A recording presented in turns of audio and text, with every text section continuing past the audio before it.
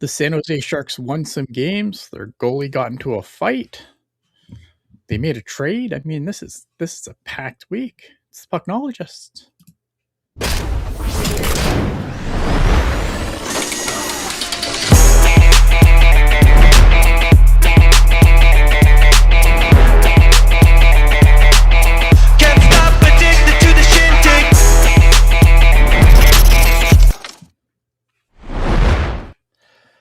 But of course, you want to be part of the show, you can hit us up on all the social media platforms. You can hit us up on the super chat. You can like, subscribe, do all the YouTube stuff. Man, we got so much to get into.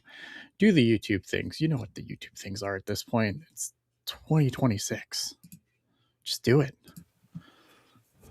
Amazing amount of stuff to get into. You know, it's so funny when you consider how last week it was kind of like, so they played hockey? Yeah, okay, they did. All right, see you next week. See you next week. Yeah, pretty much. So, good times. Let me get the banner up here. Yeah, this week was a lot of fun, man. I mean, yeah, okay, the Lightning game was yikes, but was it like were we surprised, shocked by that? I don't think so. No, I don't know, man. It's been a week. I mean, where do we start? It's been a week. It's funny though, because like I was going to sit down and just review the notes for the show. Sure. And I'm like, oh yeah, all that shit happened this week. Like it feels like it's a month. Yeah. So let's start with this Panthers game, right? The Sharks get a 4-1 victory over the Florida Panthers. Will Smith gets on the board. Vinny Desharnais gets his first goal in like a couple of years, I think. I think, like in his career. Mario Ferraro gets on the board. Goodrow adds an empty netter. Vinny Desharnais back, and he looked really good. Oh, I have to add how many days? Yeah, okay. My bad. What happened? Oh, in the ticker, there's a count on After Dark of how many days it is until Ian shows up. And I forgot to add it to the Pucknologists God ticker. Damn it, Ian! What the fuck are you doing? I know. Dude, what's up? We're gonna fix this. We're gonna fix this right now. Get your shit together, bro. For my San Jose Sharks debut. I know. Come on, man. Okay, there we go. It should be on there.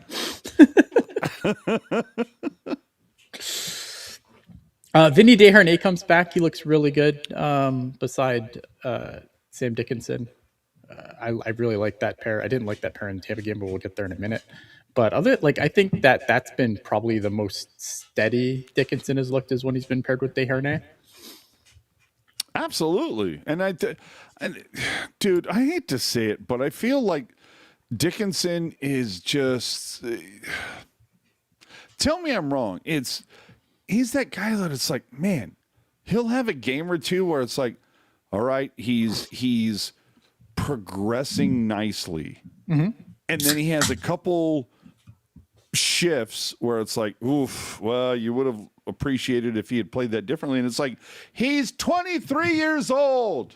You know what I mean? Like it's not like he's Mark-Edouard Vlasic fucking up. Yeah. So it's just, I'm going to forgive any, issues that Dickinson, if he fucks up here, hey, he's like 22, 23, however old he is. 19. I am sitting here going, you know what? He's going to screw up here or there. Let's talk about Sam Dickinson 2 years, 3 years from now, when he's like, numero uno on the blue line, leading the charge to for a Stanley Cup winning team. And I will tell you right now, you and I will be on here going, remember when you bitches were complaining about Sam? Yeah. It's fine. It's fine. Where we're at, they just had the state of the Sharks. Mm-hmm. And everybody seemed to agree, where are we at? We are ahead of schedule. Yes. So shut the fuck up. If somebody makes a mistake, Shut the fuck up. Nobody thought that they would be where they're at right now. I mean, it took me halfway through the season. From like, I remember being very optimistic during the when we did our what was it, the preseason fucking, where you think everybody's going to do preview. Yeah, I was very, very optimistic, which I usually am never that guy, but I was very optimistic. And so, yeah, it's like, oh, did Sam Dickinson have a bad game or two? Sure. Wah. It's fine. Yeah. It's fine. I mean, this game had everything. Alex Nedeljkovic makes 35 saves. Big night from him. Also gets into a fight with Sergei Bobrovsky. First fight since what? How long? Oh, I don't know. Well, if I remember correctly, like first goalie fight in like 5 years, but as a Shark, first goalie fight for a Shark since like what, 25, 26 years, since Steve Shields like nudged a guy in Detroit. Right. That was I loved it. And you know what I really loved? I really enjoyed the fact that a day or so after it, somebody talked to Nedeljkovic and they're like, what was going on in your mind there, Chief? Like, what were you thinking? And he was just, well, I was focused on the guys that were up against the glass, and then I heard somebody going, oh, behind you, and I turn around and I see Bobby coming in hot. I'm like, oh shit, I got to deal with this. But the thing is, he's like, have you ever seen that game? I don't even know you call it a game, but have you ever seen that competition, I say, where you have two guys that are literally wrapped in like 3 feet of bubble wrap and they just like run and smash into each other and nobody's going to, be hurt because they are literally encased in so much protection? He goes, it was the same thing as that. He's like, you can't even swing at somebody like that because you're so encased in padding and everything. He goes, it's stupid. It's silly. But he came after me. He's like, what am I going to do? Not do the same thing? I got to do it. It was fantastic, dude. It was fun. I mean, it's probably one of the most fun games that I've watched this year. Like, it had everything. Wait, you're like Stefan from SNL. This game had everything. Yeah. That was fantastic. Yeah, so I mean, Rodriguez, like the way this whole thing starts, right? Rodriguez, that fucking guy. All right. It takes a little liberty on Desharnais. Desharnais doesn't see him coming at all. And then obviously Nedeljkovic just had enough and he goes in there to deal with it. And so Bobrovsky obviously is going to come across the ice because anytime the goalie comes out, generally that's what happens, right? The other goalie is going to oblige. And good on Sergei Bobrovsky for doing it. Because I think, again, like this is a guy who the Florida Panthers, I mean, they're a team that's trying to win their third Stanley Cup in a row. And if show me another team that has won 3 in a row. Well, that's it, right? And I think that if you like for him to come across and look at like Florida Panthers, if you look at the standings right now, they are currently not in the playoffs. Now, am I worried about them missing the playoffs? No, because I think the Panthers can turn it on and they'll just. Let me ask you the bigger question: do you give a fuck if they miss the playoffs? No, of course not. There you go. But I mean, if Sergei Bobrovsky comes down and breaks his hand on Nedeljkovic's head, that shit ain't happening. Be a little perturbed, right? So that's why I give him a lot of credit. So I give him credit, but I have 2 questions about this game before we move on. 2 things. It's a goalie fight. Somehow, 3 questions, I guess. How do the Panthers end up with a power play after that whole debacle? Number 1. I want to know how that happens after Desharnais gets totally drilled in the back and no call. How does Bobrovsky not get tossed for crossing the line? Discretionary call. It's like instigator. And exactly. Yeah. Okay. Discretion. Fuck you. Discretionary. Like, give me a break. No. If you cross the line, you're gone. But Rodriguez not getting called for hitting Darnay from behind. Yeah. Just some atrocious officiating following that entire sequence. Somehow, the Sharks are on the fucking PK. And yet there is a laundry list of Panthers that it's like, oh, he fucked up. He should be in the box. He should be in the box. What?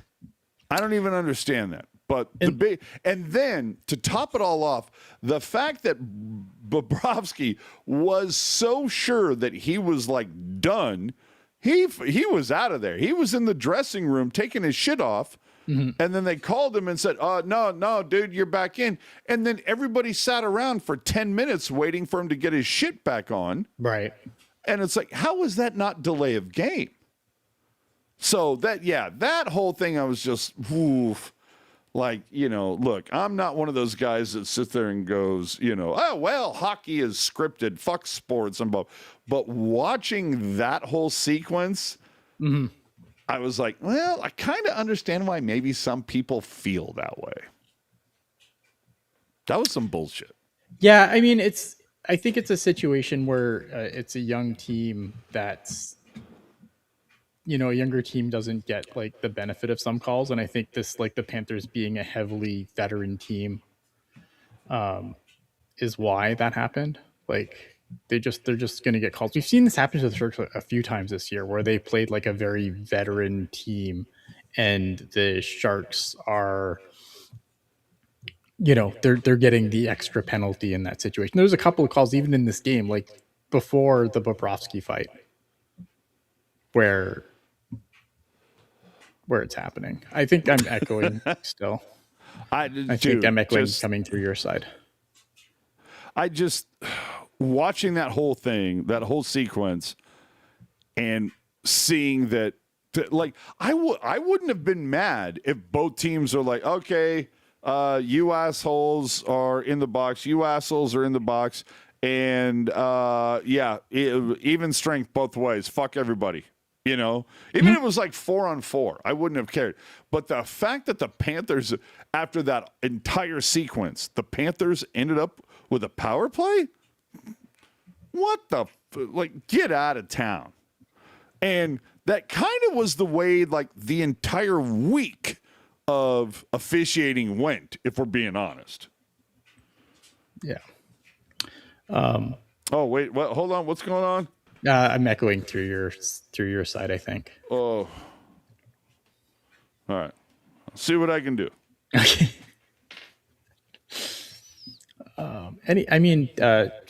Good night for Nedeljkovic, obviously. Solid night for him. He gets in the fight and everything else. And the Sharks, the other fun stat about this game is it's the first game of the season where the Sharks would win a game without Macklin Celebrini factoring on points. Absolutely. Was it the first or second game? It was maybe one of two. I don't know. I have it first on the notes, but it could be different here.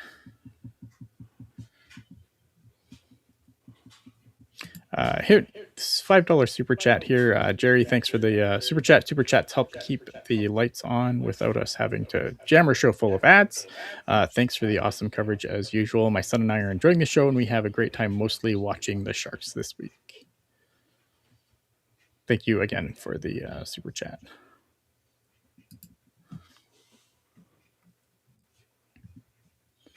Going to move on to the Lightning game. Sorry, go ahead. That's okay. Do you want to move on to the Lightning game? Yeah, this is just for whatever reason I'm not hearing you in my normal earpieces, so it's coming through the speakers. What am I gonna do? Sucks. But okay. To your point, what you were saying, highest reported save percentage recorded in Nedeljkovic's career. And at that point, I'm sitting there going, Like, look, have I been for the last few weeks talking about like Ned posting better numbers than Askarov? I have. Mm-hmm.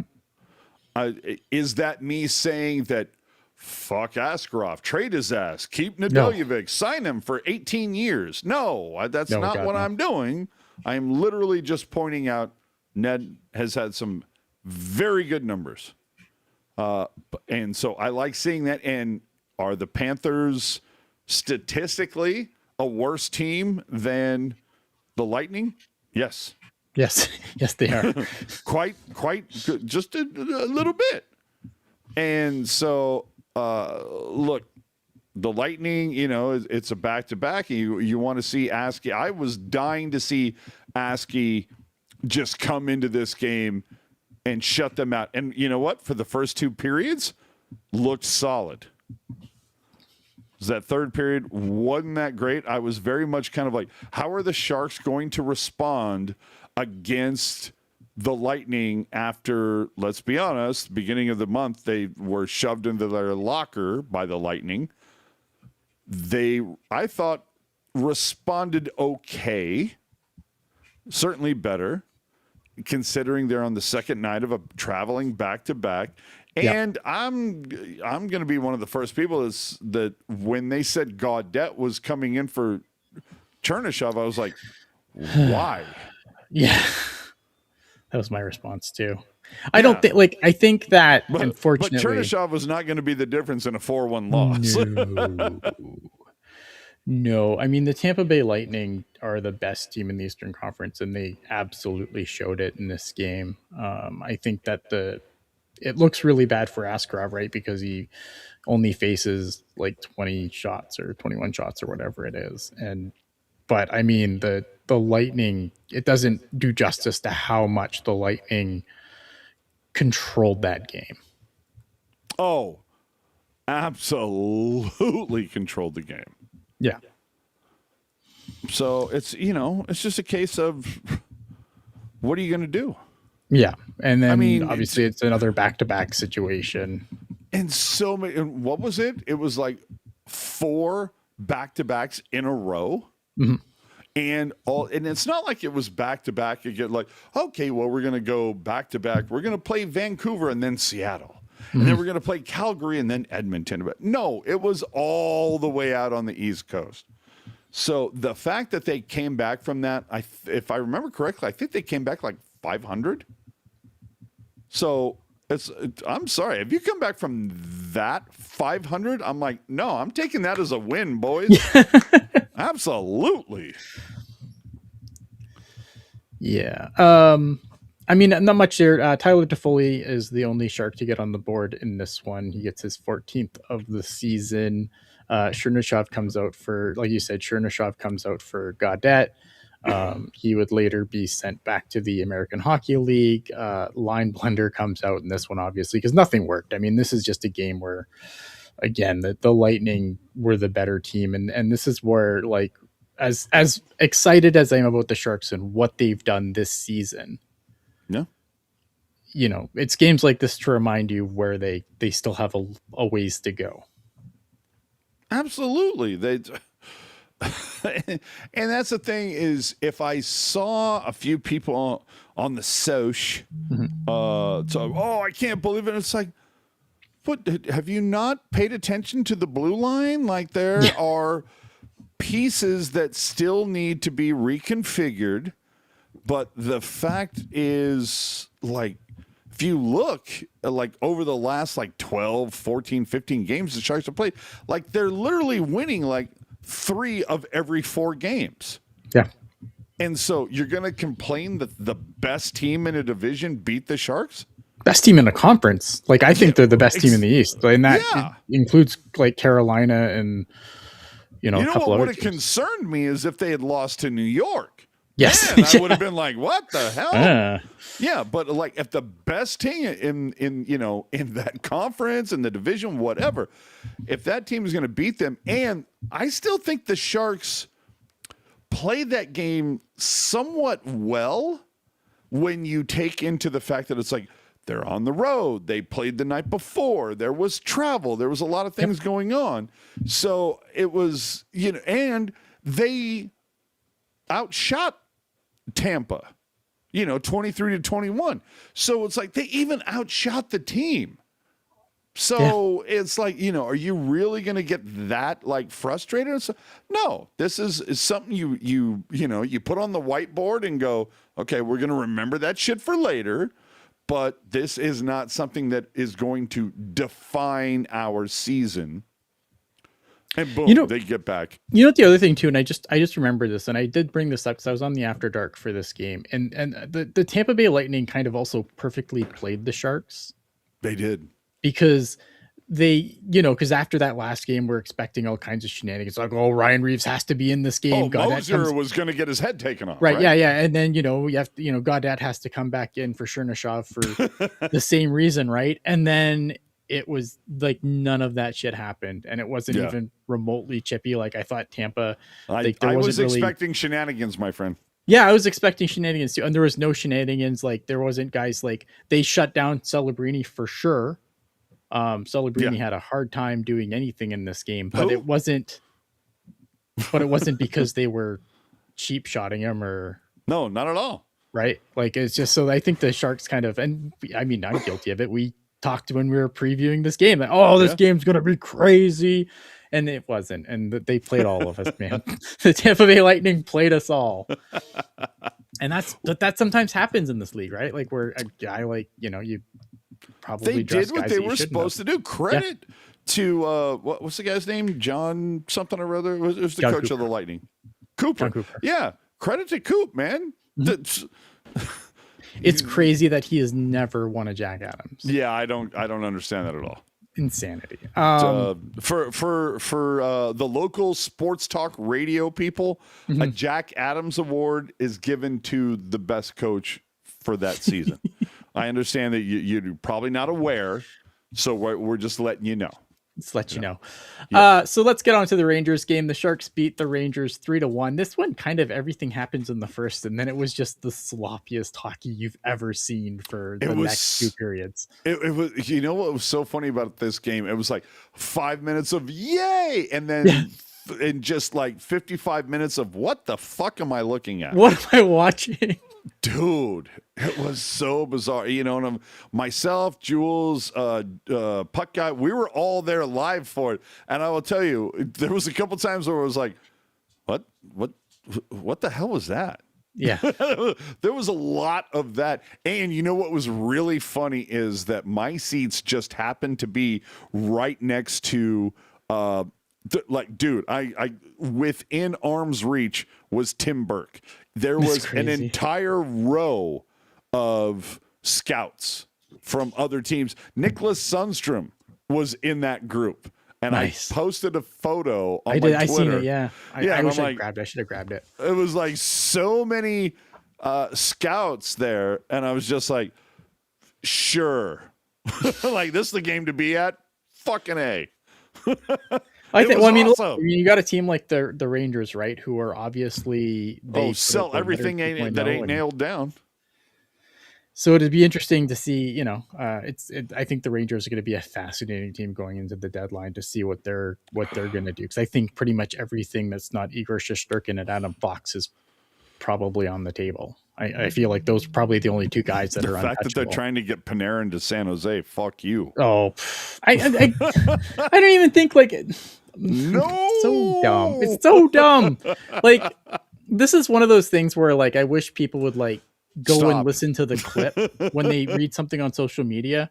Go and listen to the clip, right? Because all Elliot said was, "Wouldn't that be fun?" It wasn't that he said like, "Oh, well, they're," he did talk about he did talk about obviously the connections between Mike Grier and the Rangers organization, but he never said like, "This is what I'm hearing." He just said that would be fun. Artemi Panarin with Macklin Celebrini would be fun, and he's right. It would be fun. Would it be what the Sharks should be doing right now? Absolutely not. It was literally I can't remember the comedian who said it, but it was a perfect example of a comedian that said, I posted on social media, I really like apples. Yes. And 18 people responded saying, "Why do you hate oranges?" Exactly the same shit. And then I'm seeing a couple people on the in the chat right now. AJ, did you listen to the interview that Setaguchi did this week with John Scott? I haven't. I want to. Go check it out. Yeah. The couple of the people that are mentioning this, there were a few people like 2-3 days ago that slid into my DMs going, "Have you heard the interview?" And it was like, Setaguchi gave no fucks. He was dropping F-bombs all over the place, blah, blah, blah. Which I don't give a fuck. Look, We do that every week. I have yet in my 54 years on this earth, I have yet to find a single curse word that would offend me. Mm-hmm. I look forward to if it ever happens. But my point is, Puck Guy and I we did an interview with Doug Wilson, I don't know, 2018, 2019-ish, somewhere in there. It was certainly before COVID, but we did an interview with Doug Wilson for 30 minutes-ish or whatever. And as we were finishing the interview, I remember at that time there was discussion. I wish I could remember the player, but there was some discussion. There was rumors being bandied about, this guy might get moved or whatever.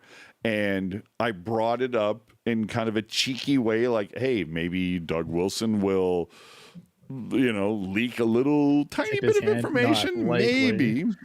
and so, I kind of put that out there, and I'm like, well, if he's going to get moved, well, hey, at least he won't get moved like Seto did, where he signed a deal and the next day he was gone.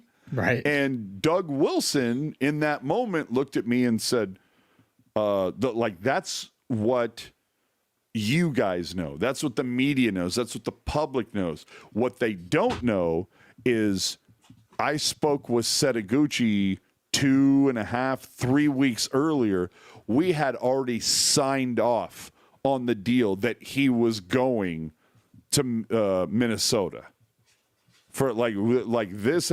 We were just trying. It was completely. Seto was going to Minnesota. Burns was coming back. It was fine tuning it and deciding what were the other things, what pick, if there was another player, another prospect. But it was Seto knew 2.5 weeks before he was leaving the organization.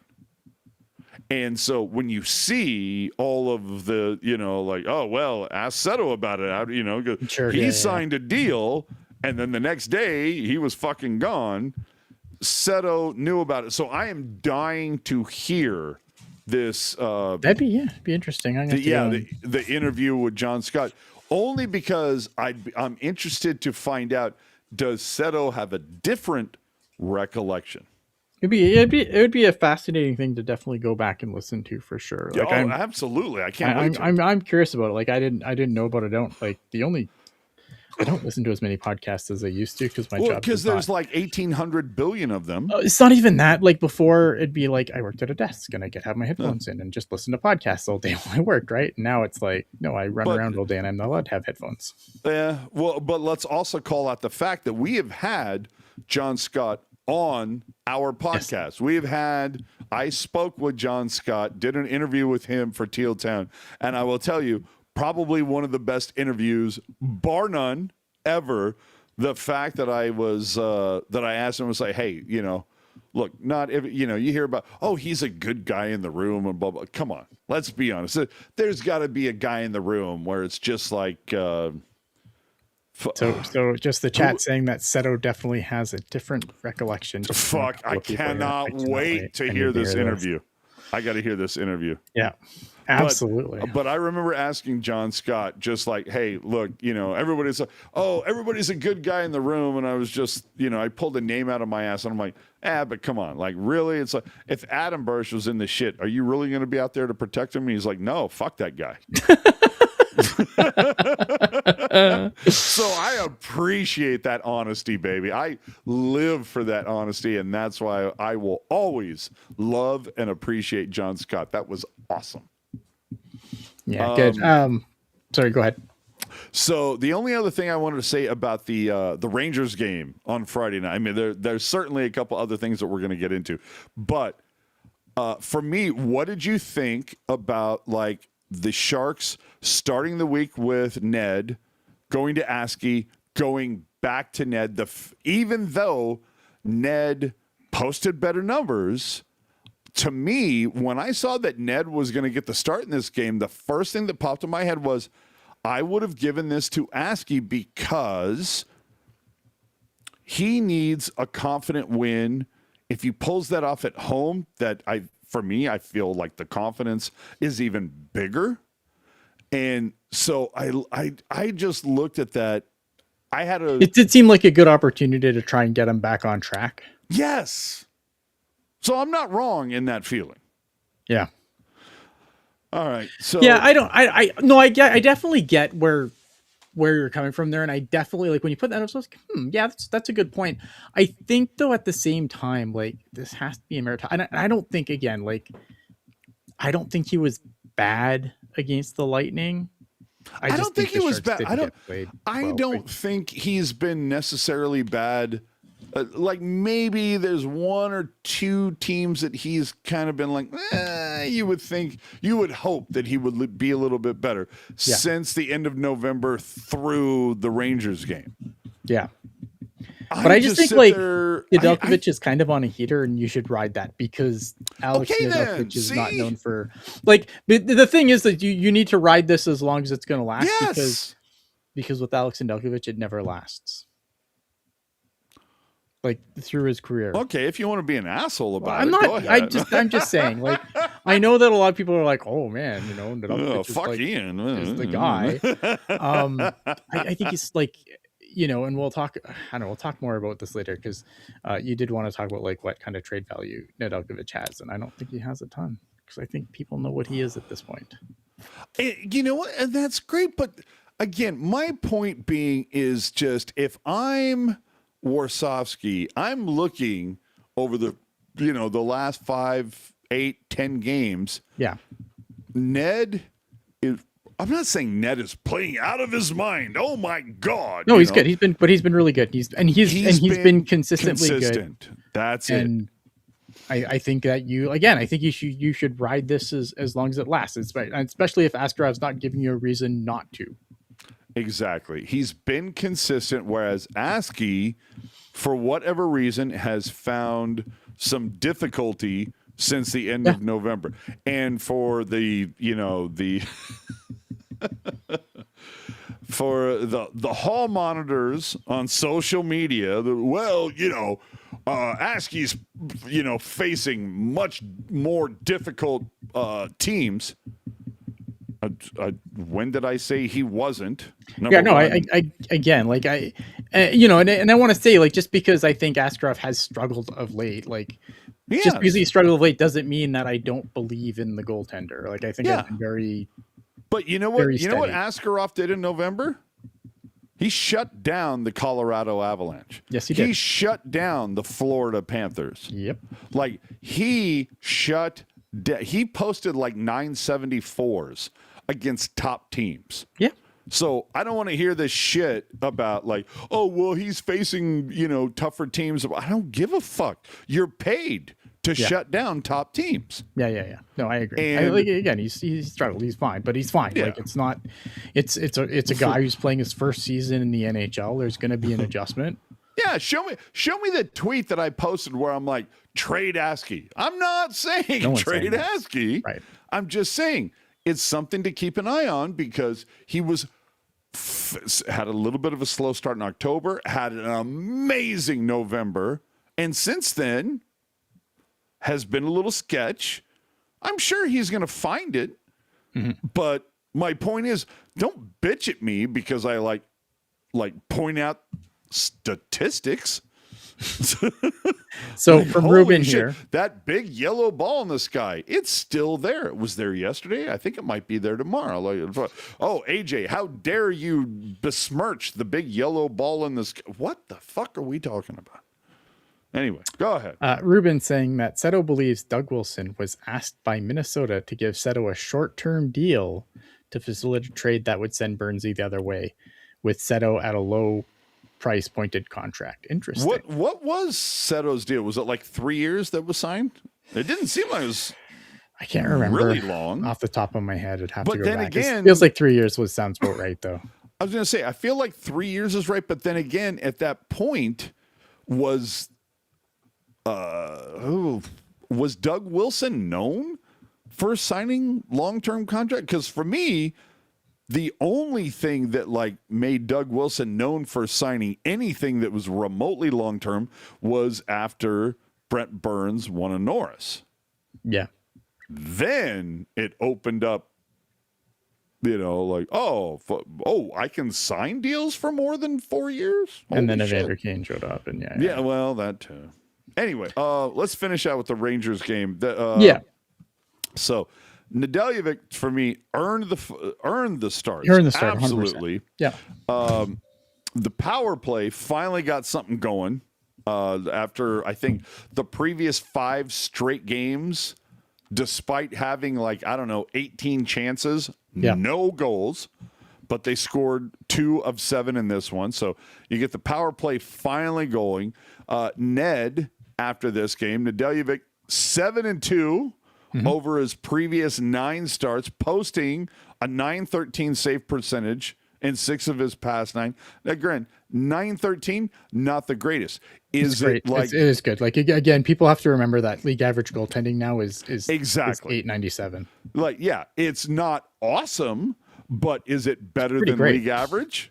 Yes, it's pretty great actually. I think like .913 is nothing to sneeze at. Well, yeah, but you get what I'm saying. Yeah. But the funniest part of the game, there's 2 amazingly funny things that occurred during this game on Friday night against the Rangers. First off, for whatever reason, I'm not really sure why, because I was talking to people in my vicinity, I wasn't paying attention, but for some reason, at some point in the middle of the game, there was this huge thing on the Jumbotron, or I'm sorry, not Jumbotron, center hung display, but on the huge scoreboard in the center of the building, in massively huge letters that said, "Thank you, Ticketmaster." And I don't know that I've ever heard 17,000 people boo louder in a singular moment. Yeah. It was fuck Ticketmaster. And when I posted about it on Twitter, there were people responding to me going, the guy behind me was like, fuck Ticketmaster fees and fuck, I hope Ticketmaster dies. And, nobody likes Ticketmaster. They're right up there. I'm trying to figure it out. There's what is ICE? Mm-hmm. And then there's Ticketmaster. And it's just kind of which one is hated more right now? It's probably ICE, but I feel like Ticketmaster is a very close second. Yeah. Yeah, I think ICE probably wins right now. So, yeah, Ticketmaster isn't just randomly executing people. So it's probably ICE. But, oh my God. Executing my bank account. Tell you that, though. Dude, fucking A. But either way, seeing that was incredible. It was fantastic. And I was very much kind of okay, I'm going to. So I have to. You're going to be out here for 4 Sharks games. And I already had tickets for 1 or 2 of them. And then I talked to a couple of my peeps. And it turns out I now have tickets for every game that you're going to be here for. Nice. So we're going to be hanging out. And I'm just saying, if during any of those 4 Sharks games, if that Ticketmaster thing comes up, I'm going to have my phone ready. I'm I got to get a photo of this. So brutal, man. It's funny because because we were talking about the other show, right? Where we were talking about prices going up and stuff. Oh my gosh. I originally only had tickets for the Jets game and the Habs game. And I picked up tickets after last show. So hold on. So that's Sunday and Tuesday. Yes. And now I also have tickets to I bought tickets to the St. Louis game, I think, after our last Which show. is Friday. And man, like, I wish I had bought them at the same time as the other ones, because Oh yeah, absolutely. No, they're stupid prices. Pain. But anyway, especially when you have especially when you have to factor in currency exchange, and oof, it hurt, buddy. It hurt. But this, for me, the thing that I really liked about this Rangers game, it was, okay, look, it's it's wedged right in the middle that the Sharks are going to have one home game in the middle of 10 away games, right? So it was nice to see them come home, be able to pull that win out, play what I thought was a pretty damn solid game. Again, Nedeljevic, 966 with a 1 goals against. Yeah. Especially considering how sloppy that game's. And Bartha is saying, I disagree on the PP. After the first period, they had so many power plays and looked horrendous. I mean, after the first period, everyone, it was the most. That's the first period. They were up like 3-0, right? Yeah. It was the sloppiest hockey I've ever seen after that. Barth. Okay, dude, come up with a better fucking name. But anyway, Bart. I'm going to call you Bart. Yeah, Bart. I understand. I get what you're saying, and to a certain extent, I agree with you. But I go back to, and Ian has pointed this out. I don't know, Jerk has pointed this out, that when you get to a certain level, and whether it's like you're up 3-0 when inside of 7 minutes, you're gonna. I'm not going to say put the brakes on, but you're certainly not going to be out there giving it your all. If you get what I'm saying, you're going to, Yeah, you there's the score effects, man. You get up, you kind of coast a little bit. Yeah, you're going to coast. And I feel like the Sharks, while they did coast a little bit, it was kind of like, well, why wouldn't you against the East worst team? They weren't playing Tampa. No, they weren't playing Detroit or what, they weren't out to make a statement. It was, hey, you know what? This week so far, we beat the Stanley Cup champs. The next night, we didn't get shoved in our lockers like we did the month before against Tampa, but it turned out probably the way you would have expected. But then they get home and it's like, all right, boys, we're not going to play in this building for 6 weeks after this. Yeah. Fucking own it, man. And and again, we're not playing against Vegas or Edmonton or Colorado or what. We're playing against the fucking Rangers. We need to give these fans who sold out the building, by the way. And I get it. It's a Friday night. It's 49er night. There was a big giveaway, the Scherzer giveaway. There was a lot of shit going on to push that night to be a sold out night, and it was. And I will tell you, very cool to be there, because it has been a while since I've been in that building where it was buzzing. And this past Friday, so much energy in the house. So it was love to see it. Felix, just because we keep going back to the Seto thing, Seto's contract was a 3-year, $9 million deal, so 3x3. And I wouldn't have had a problem with that. But you know what? What my thing is? I want to see that shit now. I want to see the player that the Sharks have now. Let's just say, well, we can't say Eklund because he's already signed his deal. He's already extended, but show me the guy that they're going to sign for that, 3x3, and obviously everything's going to go up a little bit. Yeah. Yeah. But it's like, okay, give me the 4x4 guy or whatever. But it's, what did they do with Seto? They traded a forward, a good forward. I didn't have any problem with Seto. Seto was fine. But the Sharks needed blue line help, and that's what they traded for. That's one of the few deals that Wilson made where I was just like, fucking A, buddy. That's what the Sharks needed. I'm looking forward to Mike Greer making a very similar deal where and maybe it's Eklund. I don't know, because Eklund, as far as Eklund was not part of the Greer era, right? Like Eklund was a Wilson era guy. Correct. Yes, he was previous regime's pick. But the other thing is, I feel like Mike Greer might be a little bit of the, shall we say, the Vegas type of thing, where it's like, I don't care if you've been here for 5 years or 5 minutes. We're here to get shit done. And if you're not part of the solution, you're a fucking problem. Get out. And so if Eklund is going to be the guy that helps the Sharks get that solid 1-2 blue line help, so be it. Yeah, I think like I do see a world where like Eklund could get moved for other things. So I don't think it's like there's a lot of fans who believe that like it's just a done deal. He's gone because he's not Mike Greer's guy. And I don't.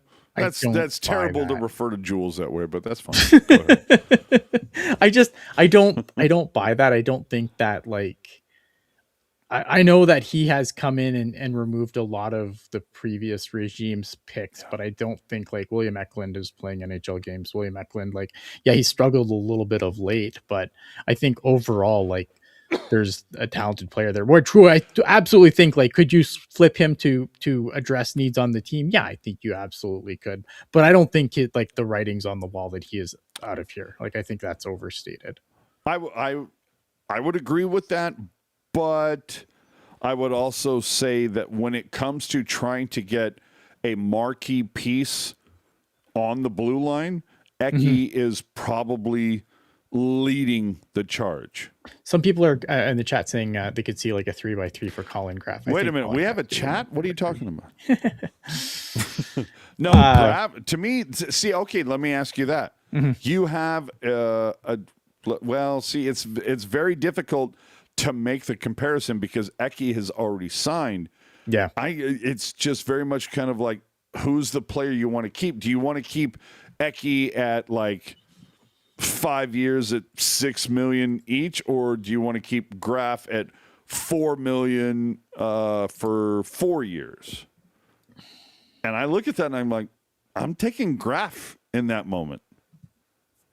It's a little less money, and I know that the cap is going up and all of that. Yeah. But I feel like the return on investment right now, if you're going to just compare Graf and Eklund, I feel like Graf is just a little bit better on the return on investment. But yeah, I mean, but tell me I'm wrong. Tell me I'm wrong. Fucking line, dude. Like, I think that there's, I don't know. I think if you let this thing mature a little bit, right?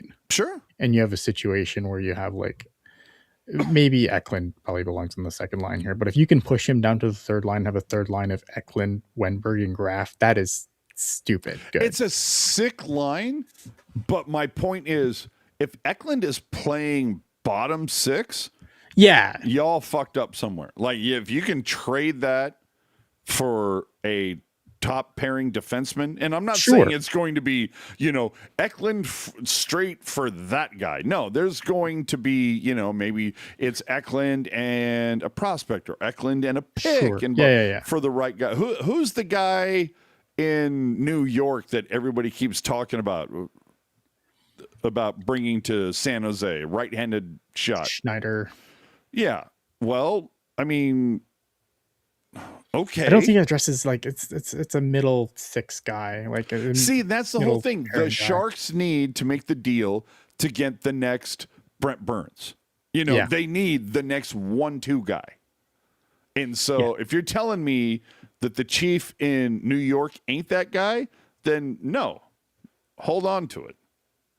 Yeah, and like, again, I'm not saying like the Sharks need to shop Eklund. I'm not advocating for shopping Eklund. I'm just saying that I could see him being used to flip to get somebody else. Like, I could see him being a piece that could be used. I just think that the idea that he is that guy and we just need to brace for that, I just think is overblown.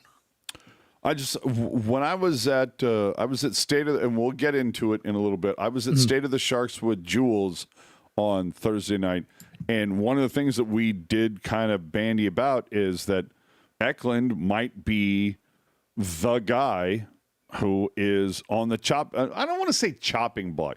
It's not like he's not a good player. He's a great player. But when you look at Smith and Celebrini and Misa and Chernyshov and all these, you look at Eklund and you go, that might be because you have to give to get.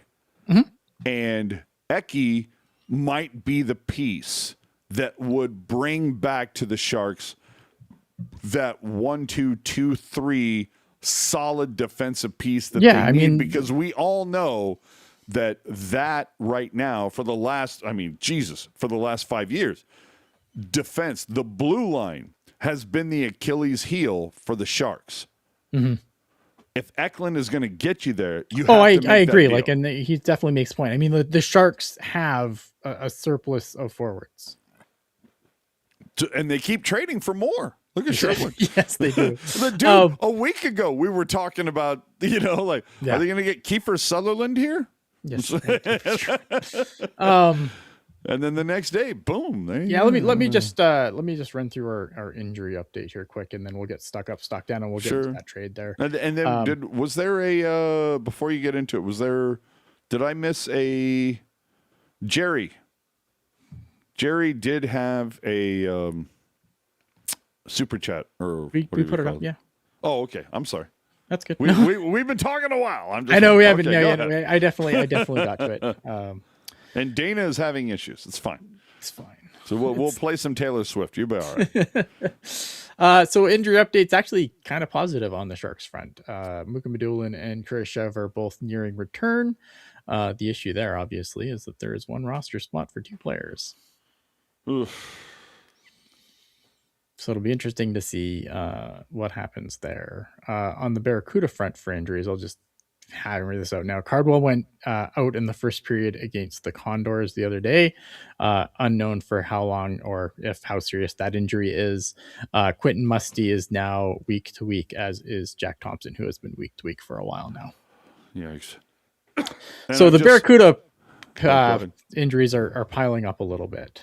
Jesus. Let's get the stock up and stock down. Hold on. Before we get to the Cuda, it was really funny to see a shot of the Jumbotron or the center hung scoreboard, whatever you want to call it, at TechCU. And like the first 2 names were like Letty and Musty that were scratches. And I was like, okay, first name, no problem. And then the next name, I was like, wait, I thought he was okay. I thought he was healthy. What happened? I thought, but anyway. He went out and then he's week to week now. I don't know what happened. It's upsetting. Fuck's sakes. Stock up, stock down. You go first. Stock up. I mean, I've been really happy with how Will Smith has jumped back into things and looked the part. It's always a concern when somebody, especially a younger player, goes out for a significant period of time again, trying to get back up to speed. But Will Smith looks like he's been playing the whole time. Absolutely. Yeah, I mean, and also, obviously Nedeljkovic, we talked about him earlier, right? Like he'd be a guy for me. Like he's played really well of late. He had 2 really good games this week. With Askarov having some struggles. I mean, that's what you need from your 1B guy, and he's stepped up and he's done the part. And it's, of course, as we put the show together, I jot down my names, you jot down whatever you do. So for me, stock up, of course, Regenda. Yeah. 9 points in the last 13, or I guess his only 13 games this season for the Sharks. So, I mean, and when I say 9 points, it's not like, oh, he's had 9 assists. No, he's had 8 goals. 8 goals, 1 assist. Like, oh my God. To me, he's the most fascinating guy going into the deadline. He is the guy to me that I'm like, that's the piece I want to see traded. That's it. If you can't sign him, like you're never gonna sell higher on Pavel Regenda than you could now. Exactly. And it's like, I'm not saying that, hey, I don't appreciate you, Pavel, but like, by all means, fucking keep bringing your value up as the deadline gets closer. I mean, the whole thing, what if I remember correctly, the thing with Regenda, what didn't he want to be traded from some other place because he was looking to get an opportunity and he thought like San Jose was like going to be that place? So the fact that he has done what he has, I'm just like, and I mean, okay, now look, I think I'm totally one of those people that says, well, yeah, of course Regenda is doing well because who is he being partnered with? Macklin fucking Celebrini. Mm-hmm. So I get it. But there have been times where he's been dropped to the third line. And he is still, while he might not be, putting up a goal per game, right, he's doing all the correct things that you expect from that spot. So I am very much kind of like, Regenda, you are the guy that I would say right now the Sharks might be forward-wise that kind of stealthy piece to trade at the deadline.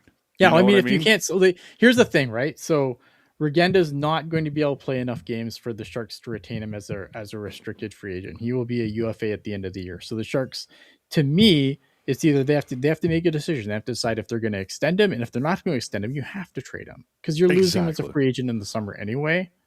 But I love the fact that he is just bringing more and more value every game. 100%. Yeah. Yeah, I love that. Stock up. To your point, Will Smith has found the score sheet. 3 of his past 4 games, 2 goals, 2 assists since his return from IR, and finished the last game, his 5th multi-assist game of the season. Like, oh my God, you talented bitch. Mm-hmm. Colin Graff, Jason Demers' daddy, just a day or 2 ago, tweeted about Colin Graff, talking about y'all sleeping on this guy. You better take a look at him. So I love that. Colin Graff, 7 points in his past 7 games played, 3 goals, 4 assists during the span. And that wasn't with Colin Graff playing with Celebrini and Smith. That's Colin Graff playing third line minutes. Yep. And he's pulling that shit off. So, goodness gracious. Ned. All right, Nedeljevic, 5-0 over his last 5 starts, posting a .931 with a .199 goals against average. Hello. And this will bake your noodle for about 5 seconds. I'm going to give some stock up to KNBR Sports Station for like taking 5 seconds to pay attention to the Sharks. But we're also going to do stock down. Maybe they'll also be mentioned. We're going to find out. Yeah. The other thing I want to stock up to is the penalty kill. Yes, it was perfect this week. Yeah. Perfect not kill. I mean, not that they were tested a whole lot, but I mean, considering the teams that they were tested against, stock up. Oh shit, dude! I'm looking at it. They were 6 for 6 on the week. And that's the whole thing. You sit there and say they weren't tested a lot. Well, what does that mean? It means the Sharks were disciplined enough to not take dumb penalties. Yep.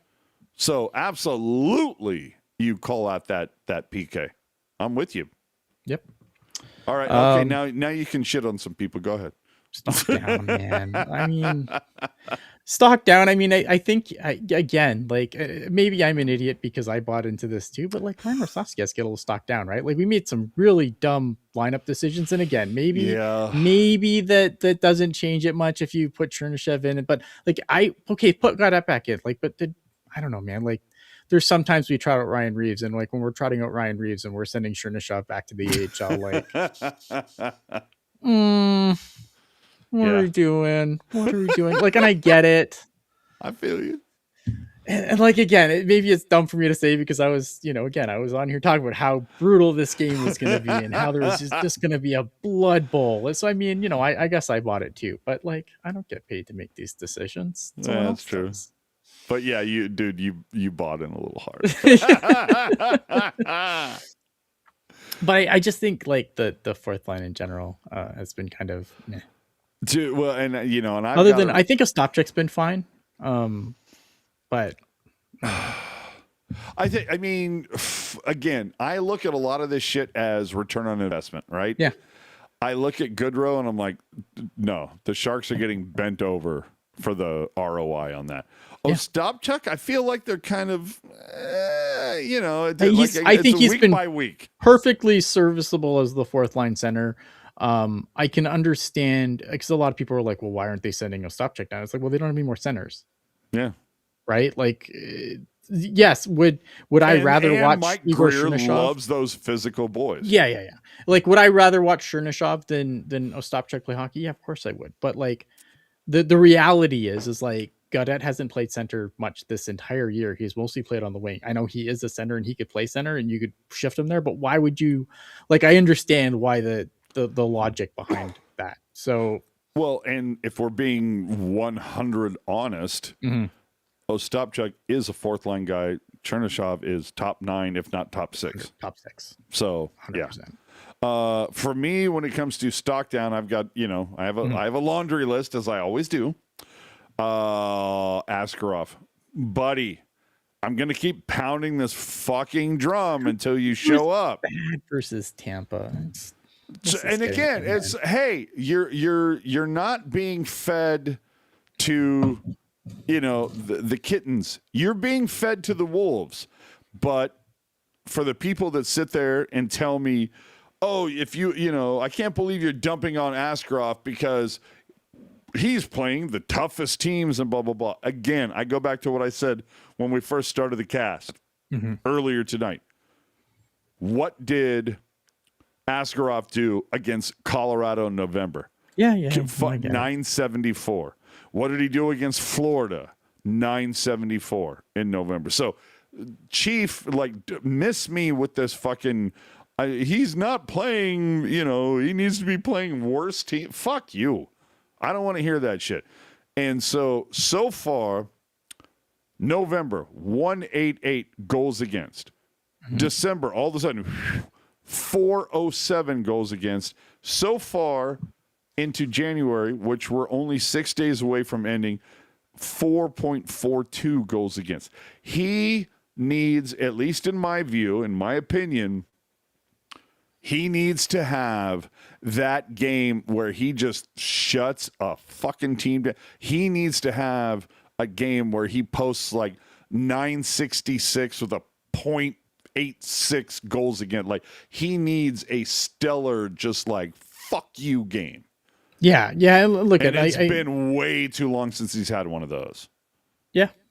And even if you're looking at different metrics too, if you look at goal saves above expected, I think he's almost -7 at this point. It is a little concerning. Yeah. He has struggled. But see, that's the whole thing. I'm not saying trade him tomorrow. No. But the fact that it's I just pointed out and I go, hey, if you look at the numbers since fucking Thanksgiving, ASCII could be a little bit better if we're absolutely 100 on this. And all of a sudden I get drilled by Shark social media. AJ, what do you expect him to, shut out every top team? And I'm like, when did I say that? No, I'm just looking for him. I'm not even looking for November ASCII. I am looking for a guy who every once in a while, every 3 games, 4 games, shuts a team down. That's all I'm looking for. And so far, Askarov, since the beginning of January, since getting his shit pushed in against Washington at the beginning of December, has posted better than a 900 save percentage twice. Fucking twice. All I'm saying is I would love to see him throw up, a 940, a 950. Doesn't even have to be against Vegas or Colorado. Vancouver next week. Fucking do it. Yep. But anyway, to your point earlier, I'm going to call out for my stock down that fourth line. Goodrow, Reeves, Ostapchuk, over 10 games. The last 10 game, last 10 games played, Ostapchuk, Goodrow. Last 8 games, Reeves. Over those, 3 goals combined, which is not anything to sneeze at, but a combined 3 goals from your fourth line is awesome, but dash 15 is not. no, it's not good. So combined, I go, come on, you can do better than that. And then Eklund, last 6 games, 2 assists, but also a dash 6 and a lot of trade rumors. Eki, we love you, bro, but I'm just saying, you're starting to get into those trade rumors. And then finally, stock down for me. I already said it earlier. Stock up KNBR. I'm going to say stock down KNBR for popping off like the fucking Sharks flagship station. And I have some things to say. Thank you for pulling that up. All right, so this is tweet 1. Yeah, this is tweet number 1. Okay. And I appreciate you for posting that up. And there's going to be some other tweets, and it's going to be like the next 3.5 minutes, but I'm going to go off just a little bit. Evidently, I need to clarify some tweets about the local sports station that appeared to have been misinterpreted while, also being some of the most liked tweets I've ever posted, which I think is awesome. But anyway, let me begin by just saying, for anybody coming in hot, I'm not mad. Not even a little, dude.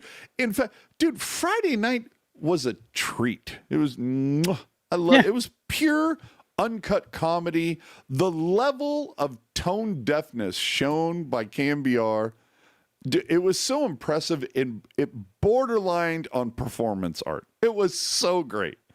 And a quick analogy for those who don't know, before we get deeper into it. Have you ever seen those gamblers? I'm not going to call out jerk by name, but I'm just saying, have you ever seen those people that gamble and on social media, they only post the winning tickets? You never see the losses. You know what I mean? Yeah. It's just endless victory laps with no context, right? And it's like, okay, so keep that energy in mind. Because on Friday night, the local sports talk radio station decided they were the Sharks flagship station that night, I guess, for some reason, after spending the better part, or I should say over 3 decades, of treating hockey like it was like a niche hobby that was best ignored. Like, keep it over there. Don't bother me with it. But the abrupt pivot was something to behold. Shameless gaslighting, that acting like they've been riding shotgun like fucking since 93, baby. And I'm like, are you kidding with this? And not to mention the fact that it was like, it wasn't just me. Like, there's a couple of people that was just like, oh, well, AJ, I didn't realize you were the gatekeeper of who could be fans and what. I'm like, I'm not fucking gatekeeping anything. Fucking talk Sharks all day long. I'm here for it. The thing that I'm not here for is when someone comes along out of the fucking woodwork talking like, oh, the Sharks are, what was it, undefeated in the KNBR era. So let me run through the tweets here. So this is the first one. They're like, whether you like it or not, out here. We're out here. What the fuck does that mean? Well, they're here. They're here. So they're evidently there. They got turned around when they were trying to go to. They figured out where the tank was. Good for you. They figured out where SAP Center is. And then this is number 2. It's like, that was fun. Why didn't any of you guys tell us about this sooner? And for that one, I tweeted on top of that saying, we did tell you about it 35 years ago. Right. And anyway, yeah. And then the Sharks undefeated in the KNBR. Just holy fuck. So anyway. Hilarious. For perspective, they posted on Friday night easily more Sharks content than they've done from 2018 through like 2024 combined. All in. Yeah. Every post was a fucking love letter about a true lifelong relationship that started 5 minutes ago. It was ridiculous. So, before the social media hall monitors, again, like warm up the keyboards trying to cry about like, oh, don't gatekeep fandom. Sports talk radio, y'all can relax. Sports talk radio, that's not fandom. Right. Okay? Sports talk radio is coverage. I'm not asking for receipts. All I want is for the Sharks to get all the coverage in the world. I would love that. I want the rest of the Bay Area to hear the name Celebrini so often they get as sick of that name as I did of Crosby and McDavid. Love it. Want to see that happen. But you know what is not wanted is a sports talk station pretending that Sharks fans have the memory of a fucking goldfish. Okay? And judging but what I will conservatively call, I think, 95% negative response to their posts, it turns out hockey fans, they will forgive. They will not forget. I am telling you. They definitely don't forget. Yeah. No, not at all. So here's the deal. If this sports station wants to suddenly cosplay as the Sharks flagship after ignoring them for 30 years, cool, do you. Fuck it. But don't rewrite history. Own the bandwagon jump.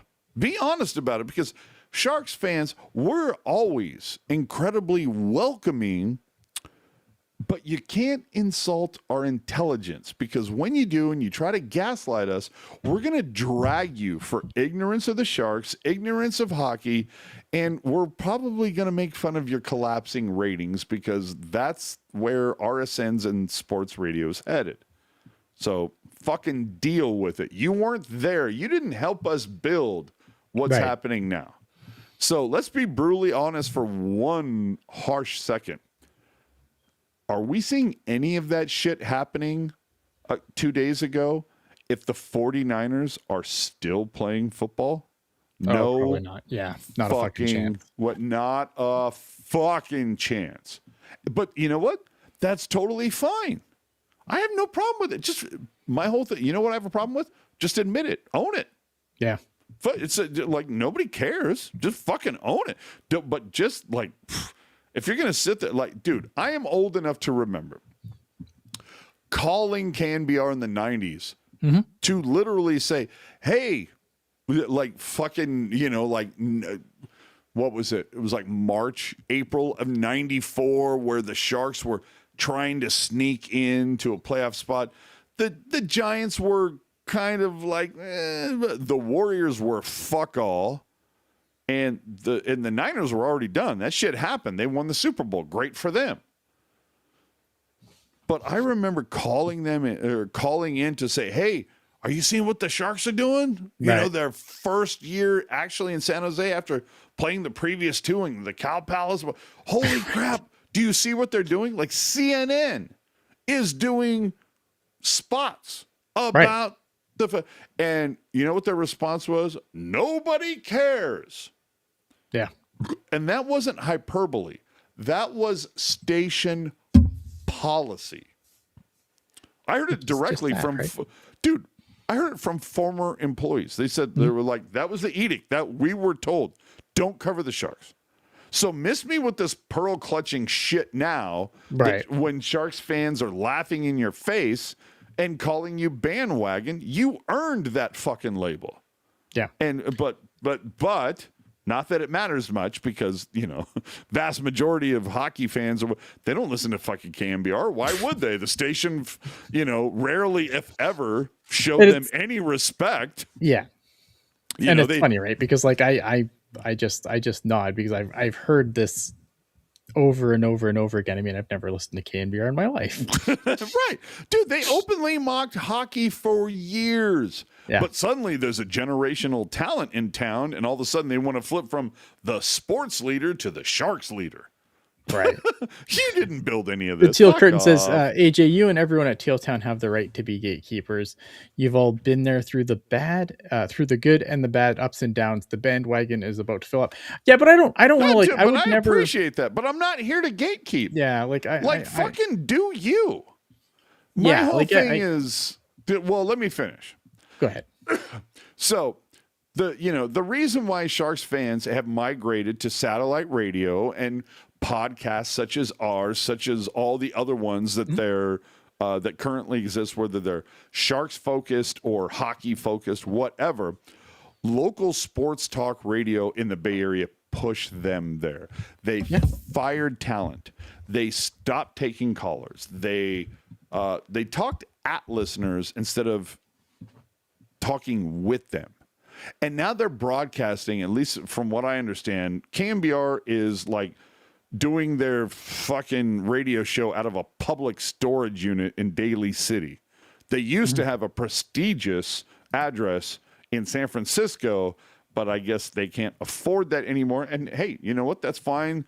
Sports talk radio is dying, just like the RSNs are dying. None of this is a mystery. It's all self-inflicted wounds. But I haven't listened to KNBR in over a decade because once they lost Tolbert and Ramey, why the fuck would I be there? Right. So, and no amount of like bandwagon Sharks, all of a sudden they're going to come out of nowhere. Hey, we're talking Sharks. Yeah, no, you fucking lost me. I've been I've been listening to NHL radio and Sirius for the last decade. I have been listening to podcasts for the last decade. And why? Because they actually know hockey, they respect their audience, and they do it 1,000 times better.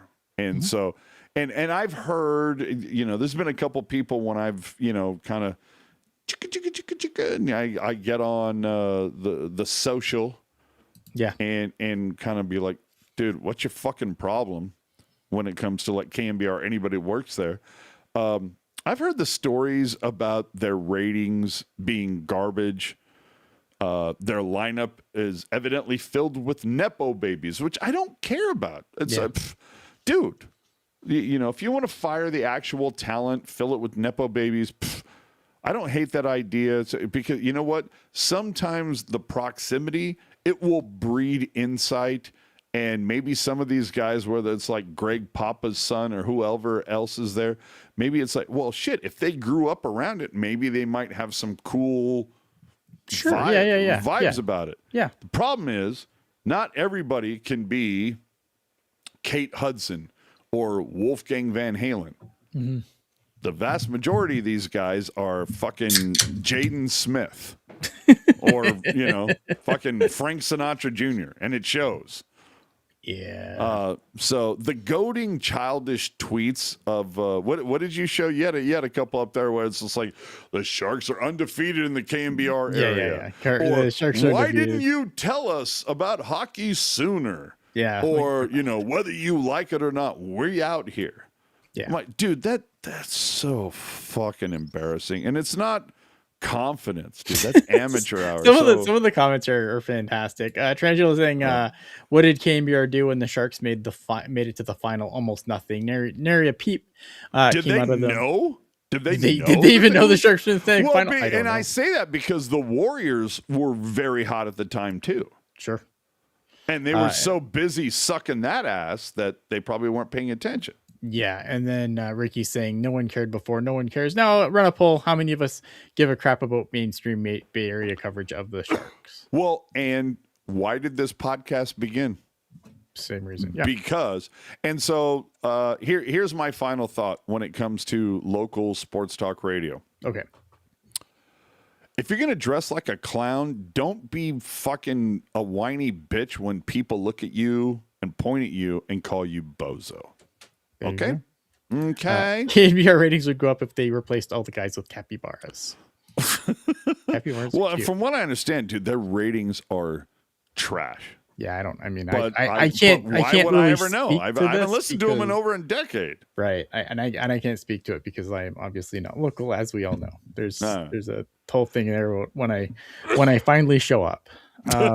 All right, let's move on. The Sharks made a fucking trade this week. They did make a trade, and I don't know how I feel. The Sharks get Keifer Sherwood from the Vancouver Canucks in exchange for Cole Clayton, a 2026 second and a 2027 second round pick. All right, dude, you're like, I don't know how I feel about this. Okay, I'm It's dying to know. Okay, go ahead. Well, because for me, it's an incomplete. In what regard? Well, because obviously we don't know what the extension is going to be yet. So the extension to me is where I'm going to have like more complete feelings on this, because right now it's just an unfinished paper for me. Okay, so all right. So let me ask you this: if they sign Sherwood to and I'm going to go total hypothetical on this, if they sign him to 3 years, $6 million, so $18 million. Are you going to be okay with that? Now let me. Okay, but is 3 by 6 better than, I don't know, 5 by 4.5? You know what I mean? Yeah, I mean the number I'm hearing is 30 million. I just don't know about how many years that would be. Exactly. So it's the case of it's like if he wants 30 million, I'm going to be quite honest and say, get the fuck out of here. Like, I really hope Mike Grier flips your ass at the deadline. And I think it's really funny that he wanted to get out of Vancouver ASA fucking P because the wife is pregnant, and he wanted to like get, everything situated and comfy so that could progress and everything could be, they didn't have to worry about moving from here to there, blah, blah, blah. Which, let's be honest, like, I'm sorry, does your wife have a problem with like going and staying with her family, your family? What the fuck? I can understand that from like a family, because like this is not a young guy. This is a 30-year-old player, right? Who's having a good year, and I understand what Mike. That's the whole thing. A 30-year-old player having a good year. Yes. This is not a 25 or 26-year-old player having a good year. This is a 30-year, and if, the last time I looked at my calendar, he's going to be 31 in like 5 weeks. I'm sorry. I don't understand why Mike Grier makes this deal, aside from the fact that this is a Mike Grier player, and he's just all out there, and he's going to beat the shit out of people, and he's all go all the time, which I can respect. What did he give up? A couple of seconds. Big fucking deal. I don't care about like what he gave up. I think what he gave up is fine. Me too. Cole Clayton, capital G guy. Don't give a shit what he gave up. My whole thing is, what is he going to give to keep him here? That's what scares me. That's the concern to me, right? Because I think it is a situation where I think an extension can go really wrong really quickly, especially if it's a long-term extension for a lot of money. I understand why Mike Grier likes this player. I think Sharks fans are going to love this player. Once they start seeing him play, like the way he goes up, the way he hits guys, and everything else. My concern is just that this feels like it could end up being an extension where when this team is actually getting into its window and you're like, man, why are we paying Keifer Sherwood $6 million? Exactly. My concern is other players using Sherwood as a litmus test for their deal. Yeah. So I think that's what worries. So it's like, what, like if they sign Sherwood to a 4-year deal and they're talking to somebody else and they're saying 3 years, and it's like, well, why won't you sign me to 4 years? You sign Sherwood. 4-year deal wouldn't bother me. Like you give. I don't have a deal with 4 years. 5. Like I think 4 by 5 is fine. I get nervous if you start getting like into the 6s. No, obviously. No. I am very much like, if he wants over 4, like, to me, if I'm Mike Grier, it's like my fucking ceiling is 4. Now, if you're sitting there saying, oh, I want the $30 million deal, it's like, I'm willing to give you like 5.5 over 4 So that's, what is that? 22 over 4 years, right? I'm willing to give you 22 over 4 years. Oh, your big fucking thing is, oh, I want to hit. Yeah, 22 million. Yeah. So it's like, oh, I want to hit this much. No. I'm willing to give you, instead of that, okay, maybe I'll tack on an extra mil a year. But the whole thing is, I'm holding the line at term. That's what I want to see from Mike Grier. I'm going to hold the line at term, not money, term. And if he goes over 4 mil, but if he goes over 4, because the ceiling constantly goes up. Sure, yeah, and like I said, and I've said this too. Like obviously with cap, there's going to be cap inflation. The guy that used to be $3 million is now a $5 million guy. The guy that was $5 million is now $7 million. Yeah, and I see somebody. What does that say? Arnold Leon or whatever. Grill said it was a targeted acquisition. So clearly they've had their eye on Keifer Sherwood. Again, my thing is that you have to cap. Cap it out at 4. If you go over that, you're going to set precedent. That's going to be a bad thing. So yeah, and so the reason why it's an incomplete for me is obviously without knowing what the extension is, it's hard to judge, right? The other thing is if there's no extension and for whatever reason this doesn't work out, well, now you're move his ass before the deadline. Well, you hope that Mike Grier can move him and get similar value back. I don't even care if they get some, like if they trade him for like a low first and a low third. It's like, is that really that different? No. I mean, 2 it's seconds. fine. Who gives a shit? But because like the Sharks should not be renting.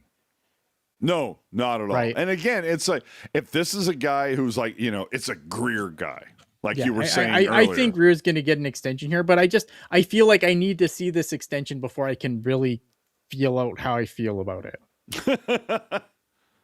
I feel that. I can understand that. All right. So we're going to see how that plays out, obviously, between now and the deadline. Nick Leddy, not only did he clear waivers, he was scratched. What was it tonight? Last night? Yeah, he hasn't played for the Barracuda. He's been assigned to the Barracuda. He has not played for the Barracuda yet. Yikes. That's fine. Well, here's the thing you have to remember with Barracuda, right? Who gives a fuck? Well, here's but you have to remember about the AHL is you can only dress so many veteran players in any given night.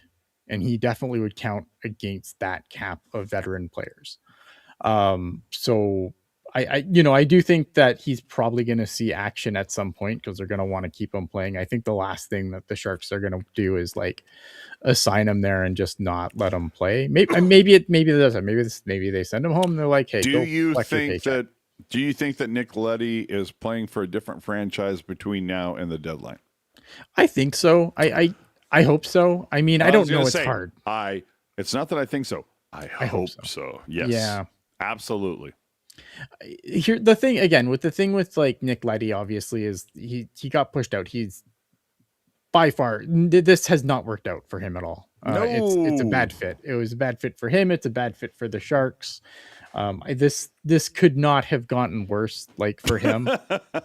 It's like, okay, so there's 18 other defensemen. I got injured. It could not have gone worse. Yeah. Like it's horrible. It's gone absolutely terrible for him. I can't imagine, like, I think he's going to be a pro. Obviously, like, people were really, when Chernyshov got sent down, well, why don't you send all these guys down? It's like, you really want a cluster of disgruntled veterans on the Barracuda around like players that we're all supposed to care about? Like, you want a group of just, do you want to send, like, you know what I mean? Because it's obviously like, send down Ryan Reeves and send down Jeff Skinner. And it's like, I think if any of us have the ability of critical thinking, we all understand why Chernyshov went down. Like 100%. When you look at Puckpedia and you're like, okay, well, what are the pieces we can move? Like, again, and I posted it on my social where it's like, I'm not mad. No. I'm disappointed. Disappointed for sure. But again, it's lacking the context or clarity. When I say I'm disappointed, I'm not disappointed in Grier sending him down. I'm disappointed in the fact that fuck, I wish Cherny would have just done even more, which I thought he did an exceptional job while he was up. My whole thing was like, I'm disappointed that he didn't even, do even more to make Greer go, fuck. I gotta fucking keep this guy here. So here's the thing, right? Like, obviously, like, we're talking, like, because people are like, oh, I need Jeff Skinner off this team. I need Klingberg off this team. But, like, now, Hey, can I say something to you? Yeah. I need Jeff Skinner and Klingberg off this team. Okay, well, that's great. but like, right now, they have control over where they go. Up until 5 days from now? Correct. So, yeah, like, I can't wait to do the next Pucknologist. Here's the thing, right? Like, I don't think that Chernyshov is down for good. I think he is down until the trade deadline, and there's going to be players coming off, and I think Chernyshov comes right back up. So that's one thing. Second thing was, like, and I got into, like, a lot of people got really mad at me because I'm just like, you just can't send all your shit to the Barracuda. Hey, you know what? When you come out here and watch how fucking fast people are mad at you. But go ahead. I know, it's gonna be bad. But, like, because the other thing too is, like, it's like, yes, okay, like, but here's the thing, like, if for the argument of, just send Ryan Reeves and Jeff Skinner and all these guys down to the Barracuda, fuck them, and it's like, yes, but one, like, you want people to come to your team at some point. Like, this team is going to be a buyer at some point. You're gonna want people to come here. People remember how veteran guys are treated. And has Mike Greer not, at least, I mean, for me, has Mike Greer not, like, explained, or I should say demonstrated to the entire league, we take care of guys here. Look at Brent Burns. Look at Timo Meyer. Look at, we are going to make sure, Tomas Hertl, we're going to make sure that guys get to the place they want to be if here is not their, the end of their roadmap. Correct. So and I the other feel thing like too, Greer has done a remarkable job. And if you send a bunch of veteran guys, like, look what happened to the Rangers last year. How did that start? When they sent Barclay Goodrow here. And if I remember correctly, Barclay Goodrow, kind of a whiny bitch about coming to San Jose. He was didn't not want happy about it. Because they subverted his no trade contract because he had no move. So he made a deal with Mike Greer, like, I'm going to put on waivers. You claim him, great, perfect, I'll do it. Yeah, and all of a sudden, he seems to be okay with being here, right? Or I should say, being back here. So there's a couple things, right? Like, one, you can't treat players that way because the rest of the league will remember that. You can't treat players like Vegas treats players. Right. Two, well, you have to win stuff, right? And, like, Vegas has been a winning franchise, and the Sharks are trying to dig out of the muck here. Dying to see how Zach Whitecloud feels about that, but go ahead.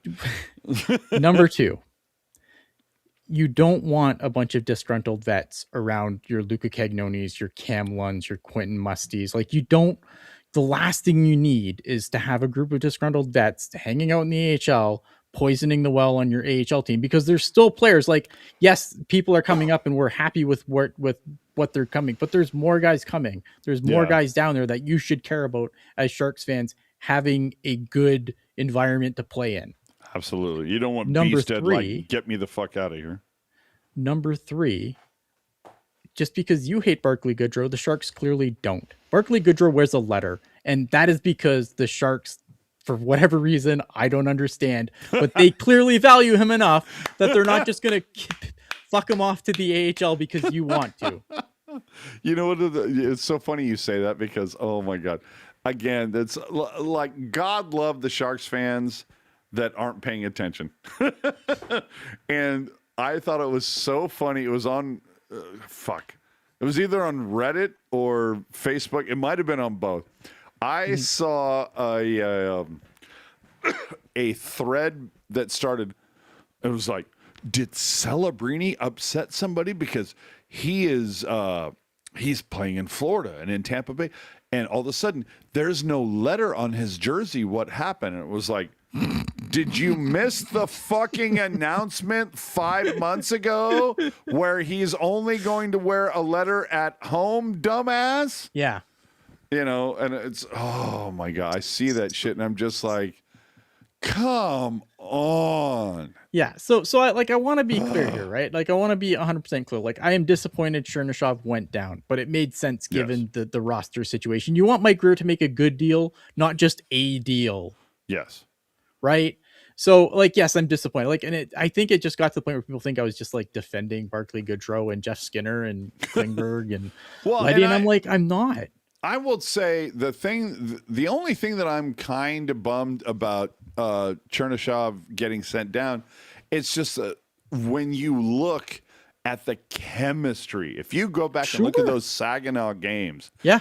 that chemistry that he had with Misa, it was just like, oh my God, Misa, Chernyshov, and I don't know whether it's Graf, Toffoli, well, not Wenberg, he's the second line center, but again, I go back to the whole idea of Peter DeBoer, where he loved his pairs.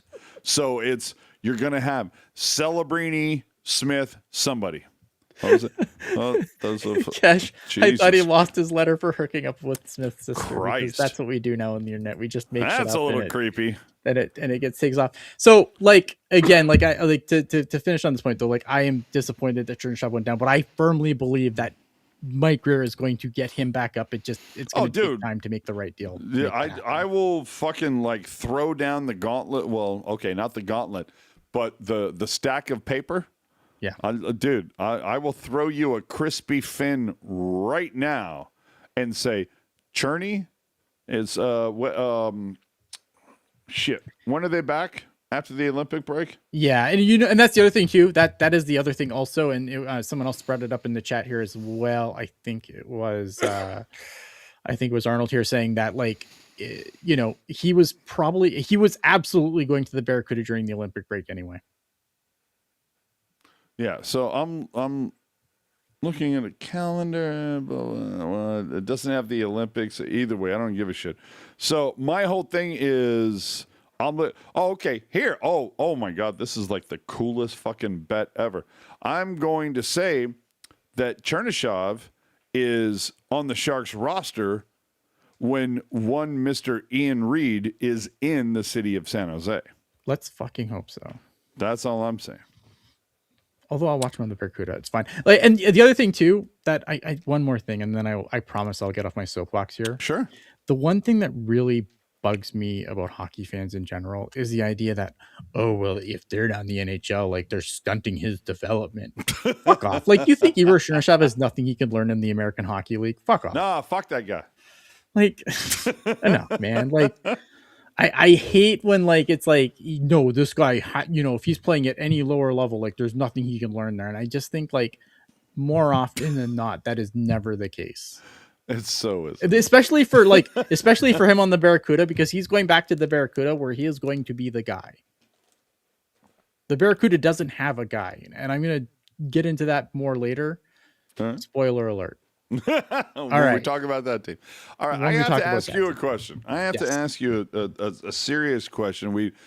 I don't want to say picked on Askarov because I don't think that's a fair terminology. I have pointed out numbers.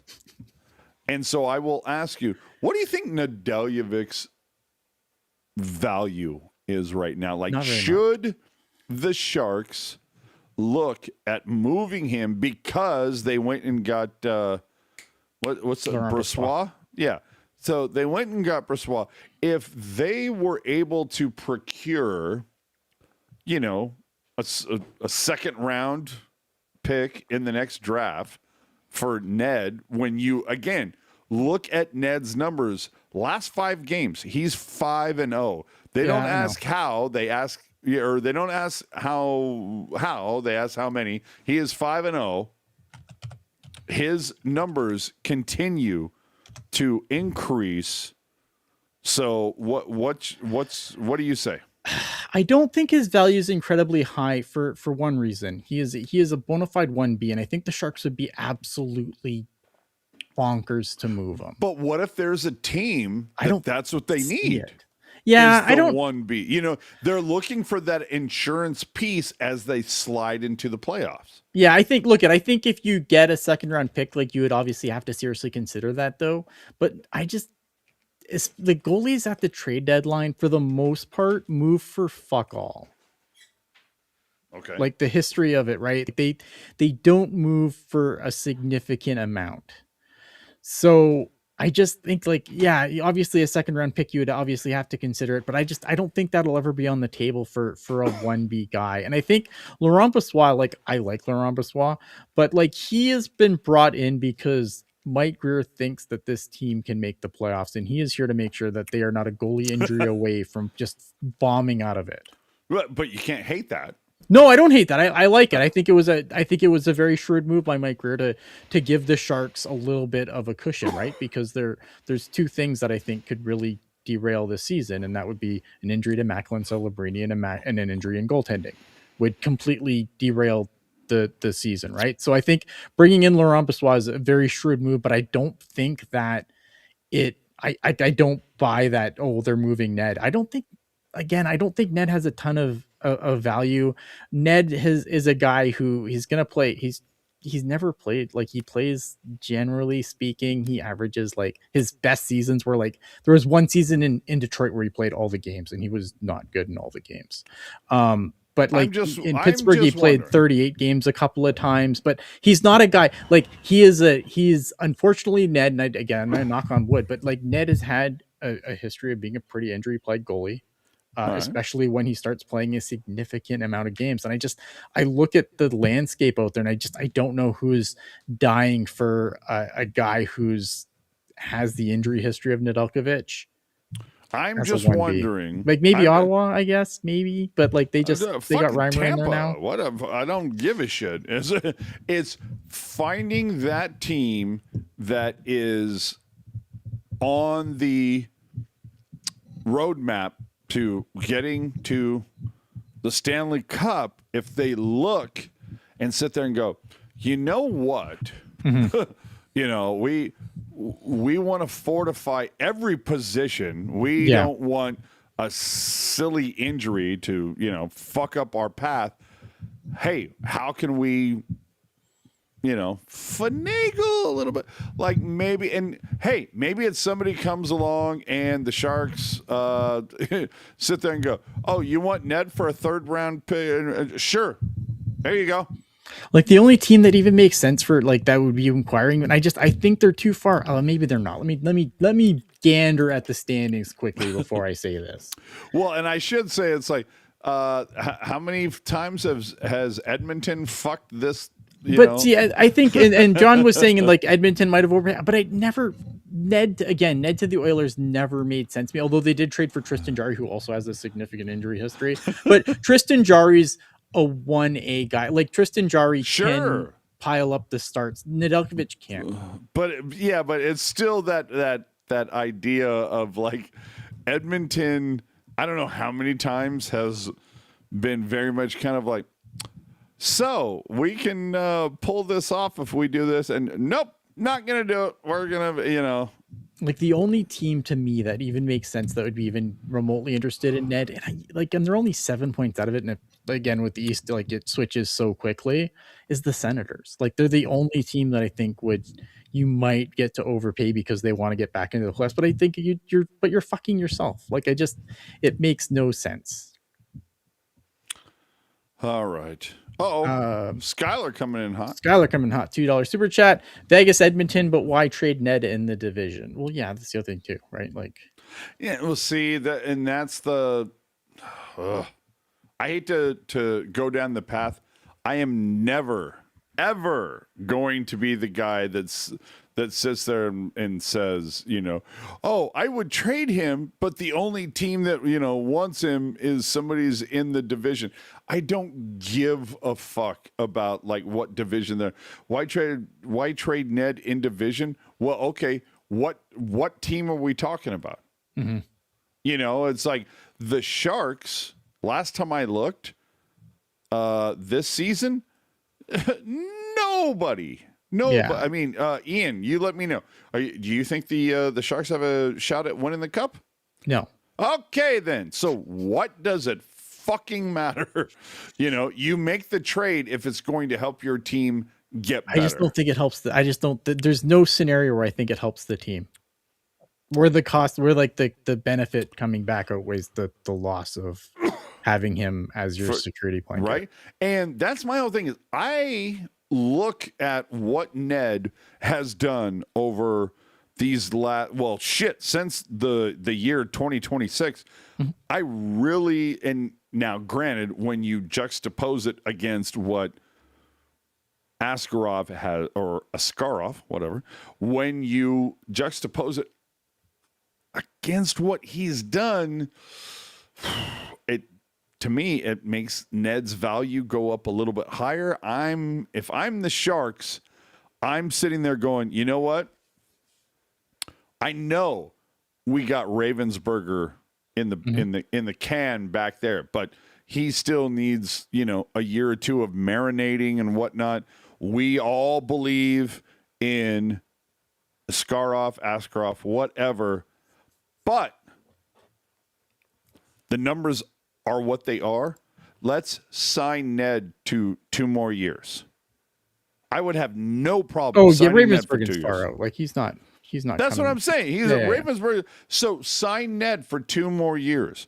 You look at the other night against New York, Askarov and Ravensburger, they're doing like high fives and dippy doo dances and whatever the fuck they do.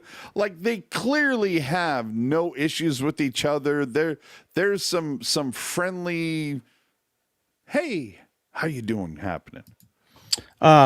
Arnold coming in with $5 super chat. Thank you for the $5 super chat. Helps us keep the lights on without cramming this show full of ads. The reason to make the trade at this point is to make the team better now. We're not collecting draft picks anymore. And I think that's 100% right. But okay. And I agree with that to a certain effect.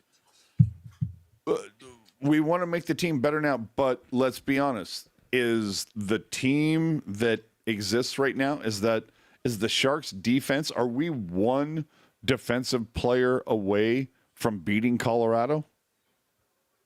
I don't think so. No, but I think if you can improve the team, I think you always improve the team. Sure, but you don't do it at you're not going to fucking lose somebody because you think that there's this one. Well, you're not going to go fucking full Erik Karlsson. Right. You're not going to, lose that many players because you think this one guy is going to put you over the top, not with where the Sharks are at now. Because the Sharks need more than one guy. Exactly. Would a number one defenseman help them? Yes, absolutely. Would a defenseman help them? Yes. I mean, any defenseman. Oh, man. Yeah, I don't know. I just think again, I think what Alex Nedeljkovic has done is good. I just don't think there's any situation where trading him makes sense because I don't think it makes the team better. No. All right, so we covered the Sharks trade with Sherwood. We covered Letty getting out of here. Chernyshov. Ned's value, Cherny going down. Can we talk about the signs, please, that are being thrown up at some of the games, please? Okay, now look at this. There are girls bringing signs to post on the glass that says, "Dear Will and Mac, we're free after the game. Drinks are on us." And then there was another sign that was right next. Yeah, but there was another sign right next to him. But either way, "Dear Will and Mac," and then it was, Macklin, I might be a Panthers fan, but I'll be a Cougar for you. Are you kidding me with this? Now, let me just say, I think these signs are very creative. I can appreciate them, but I will also sit there and ask the question. Let's just say there was a I don't know, 22, 23-year-old gentleman holding up a sign that says, at what is it? The PWHL? Yeah. Holding a sign at a women's league game that says, hey, babe, would you like to have drinks after the game or whatever? And blah, blah, blah. And you're going to tell me there would be photos taken of that person holding that sign. He would be doxxed within 2 days. Oh man, like I'd be banned from the arena. Yeah. And then I'd be on a registry. Exactly. And so again, like I understand what the girls are doing, and even I don't know, man. What was it? Randy Hahn, from what I understand, on Friday night. I wasn't watching the game, obviously at home because I was there, but I saw a clip that Randy had made a reference to the boy aquarium. I think the boy aquarium's hilarious. I think it's hilarious, but what if there was a reference to a girl aquarium? Would it be the same? No, no fucking way. There'd be registries and exactly banned from the arena. So it's like, look, I'm right here. Like, I think the signs are funny. I think they're inventive. I think they're creative. It is weird. But I also think that if you flip it and it's a gentleman show, or I shouldn't even say gentleman, a 22, 23-year-old showing up to a women's hockey game with those, same posters, he's getting escorted out of the building. Oh yeah. So not even escorted out. They escorted out, banned, and then put on a registry. Yeah. So it's just kind of like, can we at least call out the fucking hypocrisy? That's all I'm saying. This week, anything in the chat before we move on? Nah, I think we need to move. All right.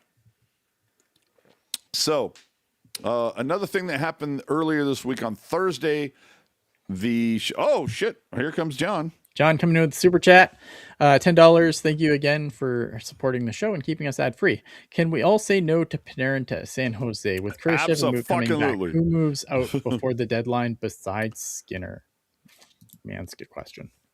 Hold on, whoa, wait a minute. Wait, are you trying to say you're a Skinner fan? Why not Skinner? Oh, besides, he says, like, who else other than Skinner? Oh, like who's going to be like who's joining him, sharing the apartment with Skinner? Yes. I don't know. Who's on the plane going with them? Goddad? I don't know. It's fascinating, right? Because I think it's a situation here where I still think, like, if they don't have a plan for Pavel Regenda, like, you have to sell high on him. Yes, absolutely. Like, if the plan is to keep him, then great. But if you don't have a plan for him, how old is Regenda? 25, I want to say. 25, see, 25. that's a really nice age right now if you're a Sharks guy. Like, that is right in there. And to be fair, who's the Barracuda captain right now? I don't believe they have one. Okay, then, and who was it last year that they let go of? They traded? Oh, fuck, Podorowski. And Podorowski. So my thing is like, okay, so if you're gonna keep somebody around, give him the C, and let him be the Podorowski guy. Let him be that guy who can run the room, who can be very much driving the culture in the same way that you're seeing. Is it Colin White? It might be Colin White. You know what, Kevin? Might be right. Okay. Might be Colin White. So, but you find those particular guys that can run the room that are going to do a very good job with the Cuda, but let's be honest, outside of disaster, they're not going to get the call up because they're 28, 29, 30. If they haven't gotten the call already, let's be honest, let's fucking call something for what it is. So let's find that 27, 28, 9, 20, 30, fucking whoever. And you said, how old is Regenda? I want to say he's 24, 25. Let me see here. See, Pavel Regenda is 26. He's 26. Still very young. And from what I understand, pushed for a trade to come to this franchise because he thought to get an opportunity. He would get that chance. He would get so the Puck Guy's saying no captain of the Barracuda, which is what I thought. All right, then. We can't have captains in this fucking city. I don't know why. But you got to find that guy. That's going to be the one that drives the culture, but the most sharp thing ever. But is going to be the chances of him getting called up are going to be very rare because he is a 28, 29, 30-year-old guy, which I thought is what the Sharks had a couple years ago with what was the guy's name? Podorowski? Yep. Potsy was like what, 29, 30? Somewhere in there. So he's up there, right? So that was a solid piece, but for me, since Tech CU has been built, Andrew Podorowski is 32 years old. There you go. So since the open of Tech CU, have the Barracuda had the same captain for 2 consecutive seasons? I don't think so. No. So you got to find that guy. Anyway, let's get into the takeaways from the State of the Sharks event that happened this past Thursday. Holy shit. So myself and Jules were on the spot at the scene, whatever you want to call it. And so it was Brody talking with Jonathan Becker, the president of the team, Mike Greer, and Ryan Warsofsky. Were the vast majority of the questions pre-vetted? Absolutely. You expect that to happen. Did the people that were asked those questions, were they aware of it? Maybe. We're not sure. There were some good questions, though, and so I'm just going to give you the quick synopsis. Yeah. When it comes to Jonathan Becker, the most of the questions that he faced were, what the hell's going on with the building and what's going to happen? And the big thing is, about a month from now, there is going to be a website that is unleashed upon the entire fan base that will display some of these secondary concourse that they plan on building. They did have a few photos of what they're hoping is going to happen. The problem is these are the same exact photos that they showed off, I don't know, 2.5 months ago. So there was nothing new, but it's still the whole thing of they at least recognize the problem that when the building is packed, and the great thing is that because of Celebrini and Smith and how things are going really well right now, the building is packed a lot more than it usually is. They recognize the fact that it's really fucking hard to get around this concourse because there's too many goddamn people.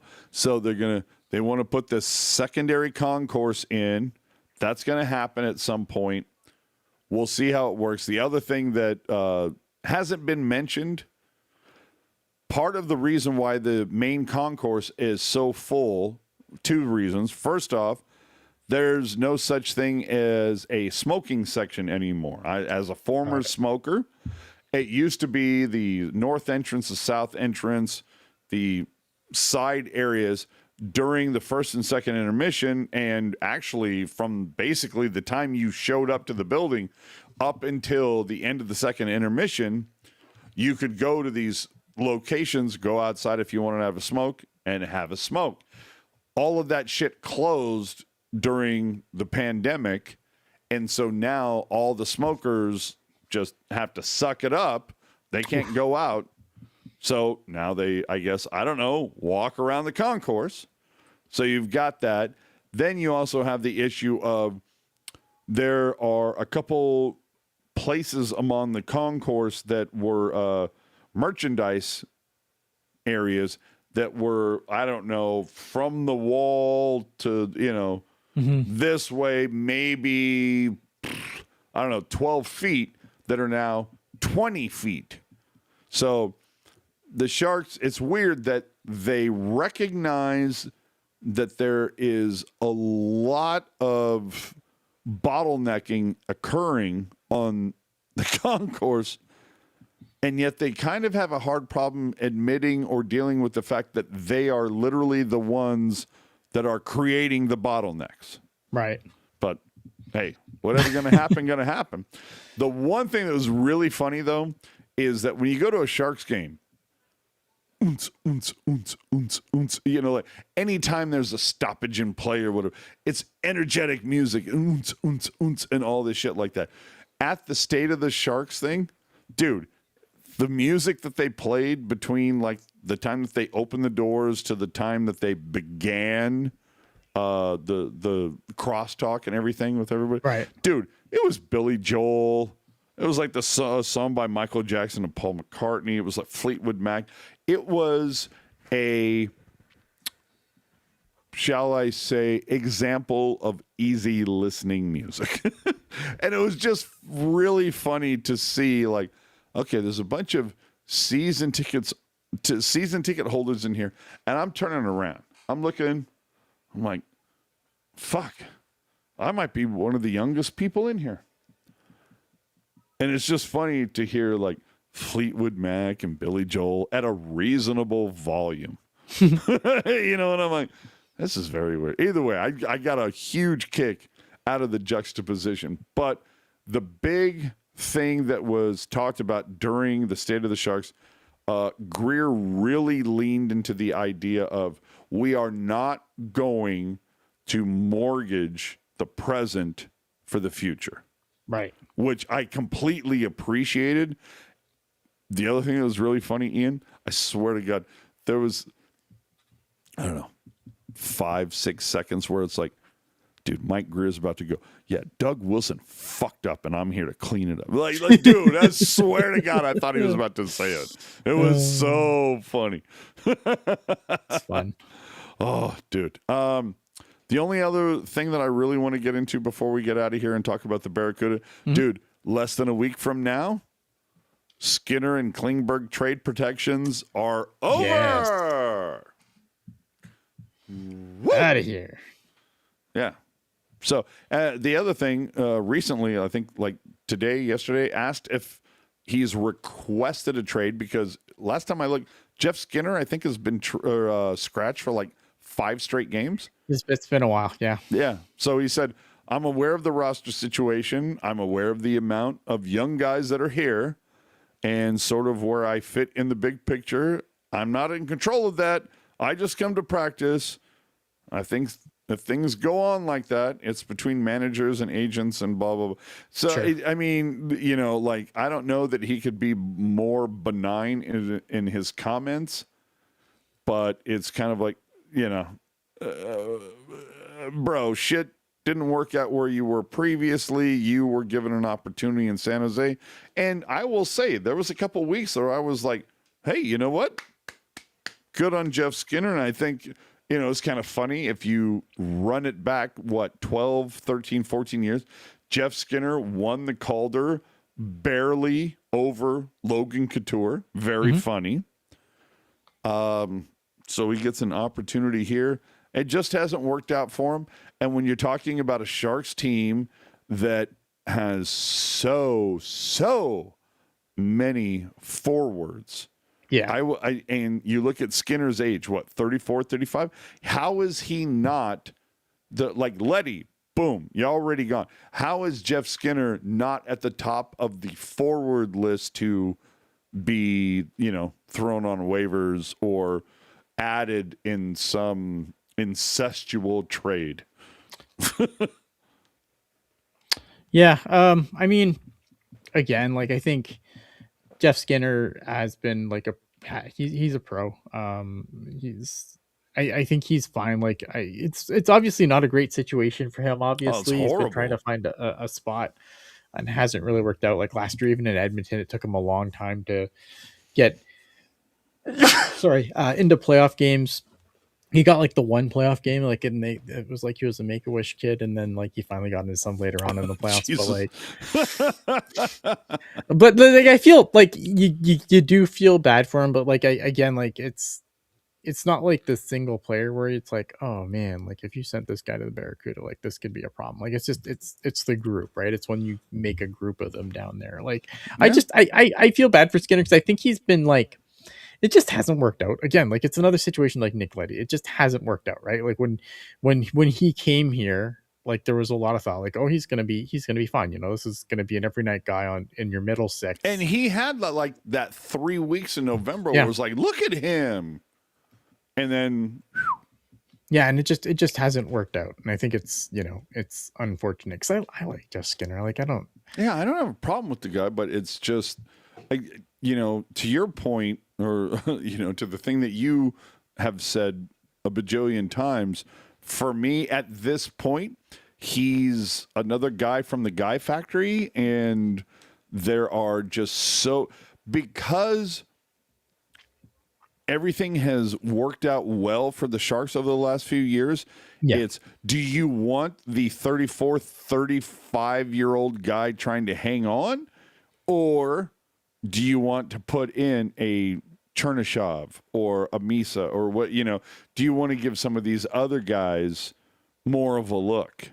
Yeah, and it's like, and like Kevin's saying, like Skinner has been way back. Like this isn't a Nick Leddy situation where he's just been abjectly terrible. The problem is Skinner is like Skinner. I think he was fine. The thing is, though, is guys have pushed him out. And I like, and Regenda is Regendaing. Yes.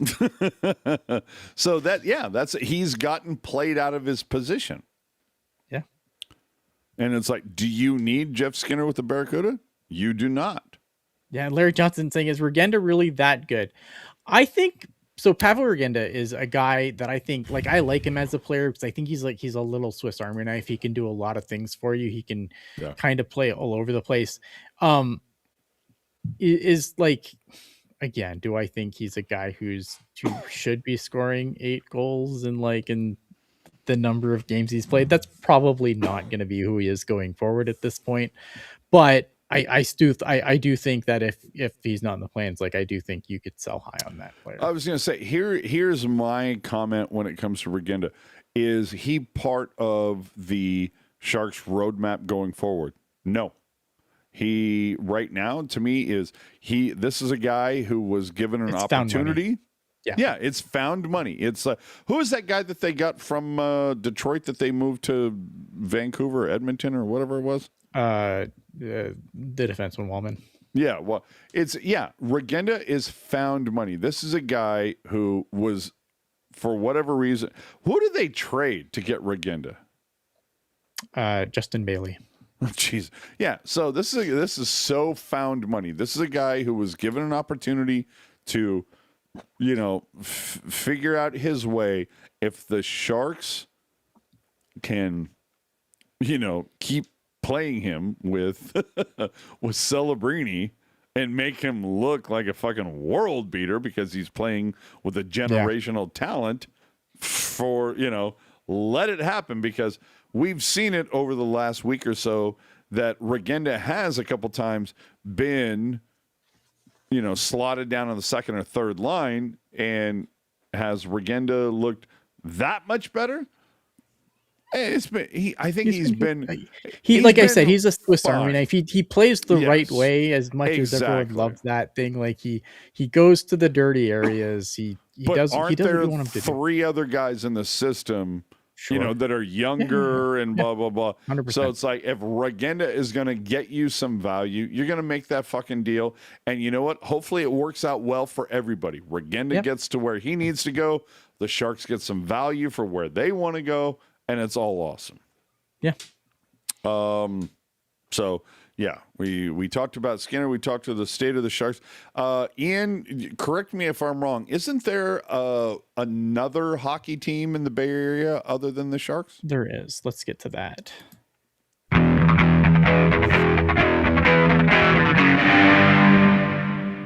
All right.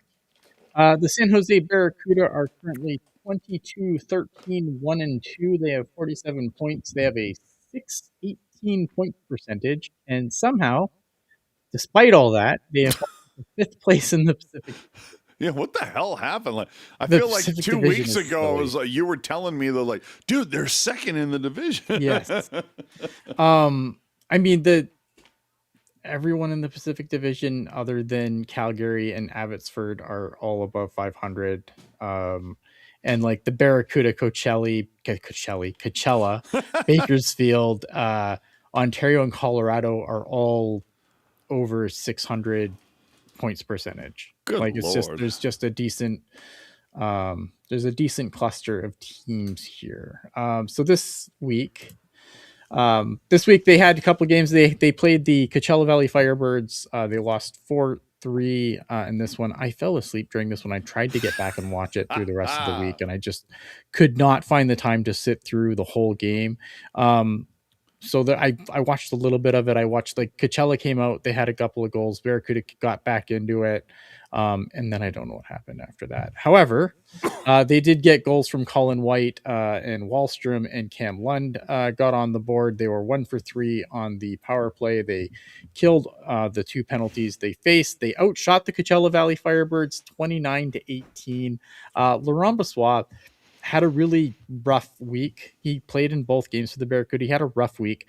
It's probably a system thing where he's kind of learning the system. And I think when you look at the defense of the Sharks and you look at the defense of the Barracuda, there's some very similar issues there. And I think the one thing that, like, a lot of goalies will tell you is that sometimes it's harder to play in the AHL just because it's like in the NHL, everything's kind of system and you kind of know where shots are going to come from.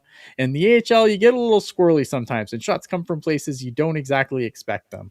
So I think he obviously didn't have a fantastic outing here. He only made 14 saves on 18 shots. Not great. But and I want to say, Monty, I see your question. We'll get to it. Yeah, give me a second here. We'll get to it soon enough. Yeah, now keep going. Okay. And then they came back. They had played the Bakersfield Condors, which they beat 5-3. Put a ton of pucks on the net. They outshot the Condors 43-26. Again, penalty kill, allowed 1 goal, got 1 goal on the power play. Again, just goals coming from everyone. Wallstrom had his 11th, Cam Lund 7th, Huntington 7th, Colin White had his 11th of the season. Igor Chernyshov, playing in his first game since being assigned to the Barracuda, had a goal and an assist. In this one, Brossoit had a better outing in this one, 23 saves on 26 shots. And Chernyshov, again, 2 points in his return to the Barracuda. Pretty good game from the Barracuda here. I gotta say, like, just based on those 2 games and looking at the numbers, dude, what's Chief's name? Afanasyev? Yeah, Afanasyev, yes. Dude, looked like he had a pretty good week.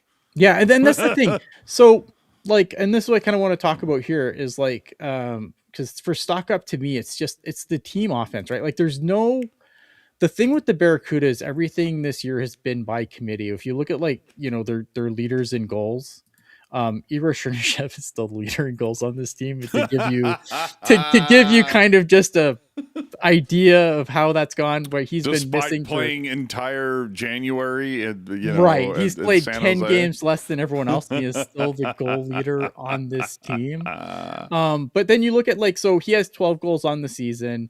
But then you look at the other guys, like Philip Beested, 11 goals. Colin White, 11 goals. Oliver Wallstrom, 11 goals. Quentin Musty, 8 goals. Sorry. Lucas Carlson, 8 goals. Jimmy Huntington, 7 goals. Cam Lund, 7 goals. Ethan Cardwell, 7 goals. Casper Haltman, 7 goals. Igor Afanasyev, 6 goals. Like, this team, like, this is the thing that I like about the Barracuda this year is, like, no matter what happened, and we've talked earlier about, like, the injuries where, now it's like they look like they might be missing Ethan Cardwell for a little bit. Now they're missing, Quentin Musty, who was on quite a tear before he got hurt, and Chernyshov got called up, which definitely, I think, stunted his offense a little bit. And it's the fact that no matter what happens to this team, there's always somebody there to pick up the slack. Well, and I'm looking at the assists. It's like, I see Allen. I was like, Allen, isn't that a new pickup? Yeah. So Yeah, and even so that is, even new pickups are contributing to what's happening. Yeah, and it's like, so you look at like, Philip Beasted's the point that they have 30 points. Like, again, nothing here is like super exciting, but as a team, every time they hit a bump, like someone else is always there to pick up the slack. And to me, like, I think that's really good from a team that for a long time just, there was like, if two guys weren't going, then they were fucked. You're screwed. Right, where they're kind of getting, they're not getting like massive contributions from anyone, obviously. And obviously you think you look at guys and like Quentin Musty's obviously hurt, so that hurts thing. He has 24 points on the season. But like, to me, that's the thing that I really admire about this Barracuda team is like, they're a team. There's no guy carrying them. Like, I mean, if Chernyshov was there, I think he would have just an unreal point total because he is the guy there. But they called him up. Quentin Musty gets hurt, and they still just keep rolling along. Now, is there, has it gone perfectly? No. I mean, they're 5-4, 0-1 in their last 10, so it's been a little bit of 500 hockey. But I think, but given the call ups, given the injuries, I think they've just kept chugging along, man. And I think it's admirable because, again, Luca Cagnoni, 5 goals, 20 assists, 25 points on the year. Like, they're getting contributions from absolutely everywhere. And that was the thing I was worried about like a few weeks ago when I remember we did our, Barracuda check-in, and I was like, holy shit, they're second. Mm-hmm. What? What is the second? And then coming in tonight, I was, fifth. What the fuck happened? So yeah. But they've also had some pieces that were called up, obviously.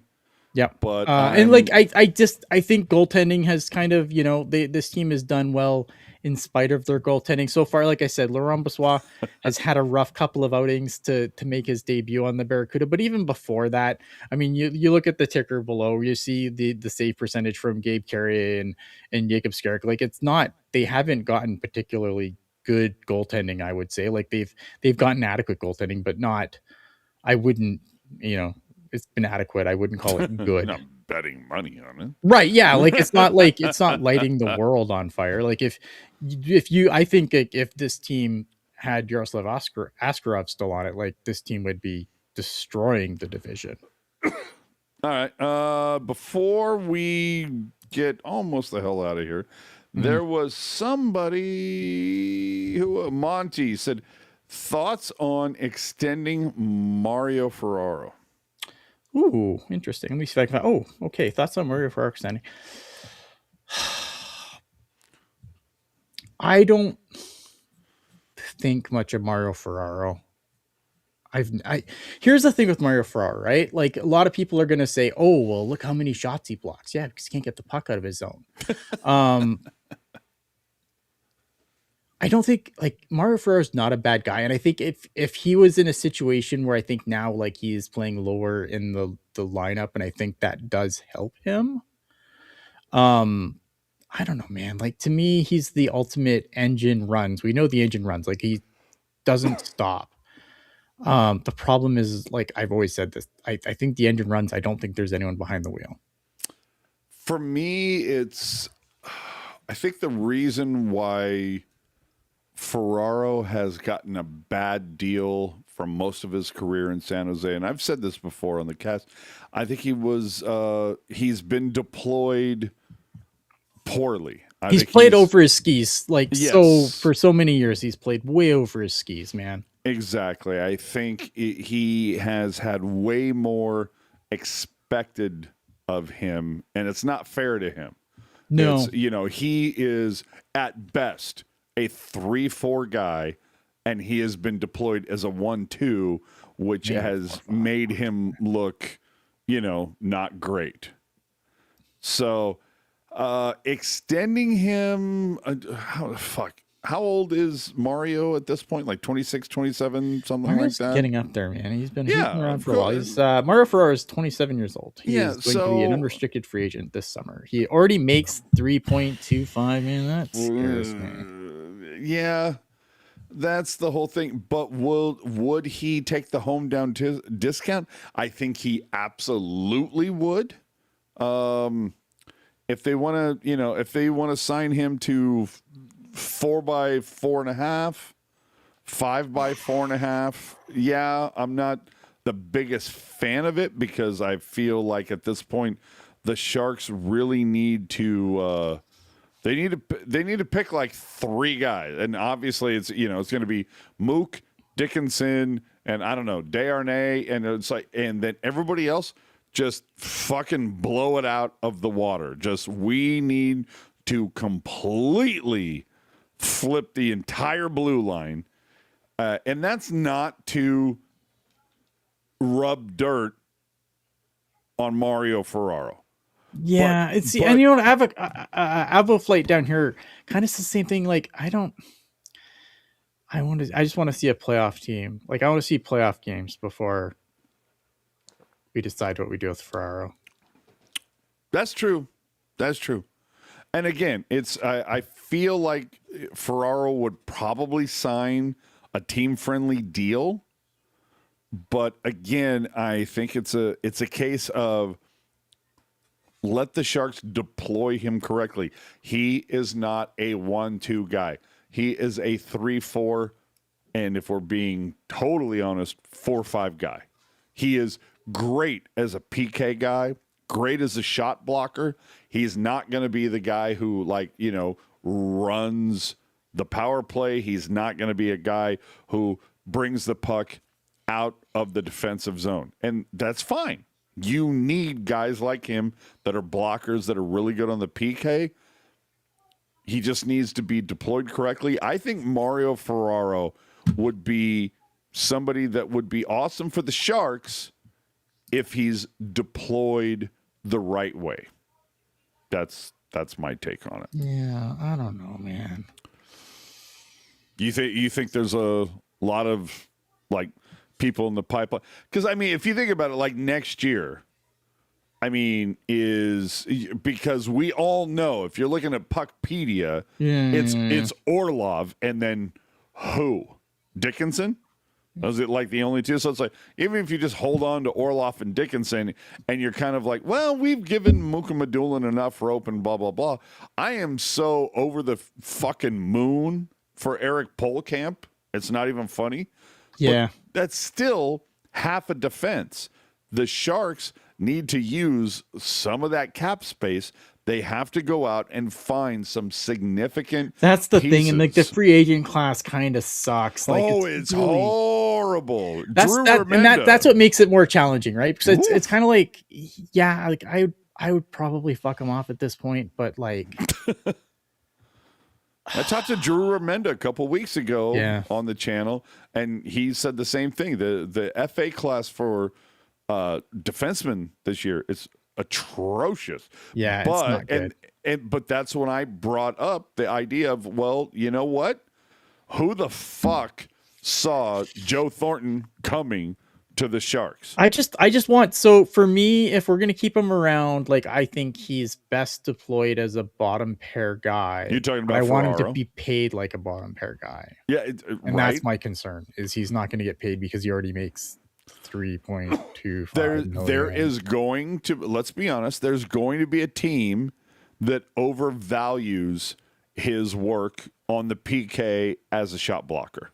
Oh, 100%. And so they're going to pay more for that. Oh, yeah, and it's dumb because, again, if you're blocking a ton of shots, it's because you're not getting the puck out of your zone. It means you're actually not good at this whole thing.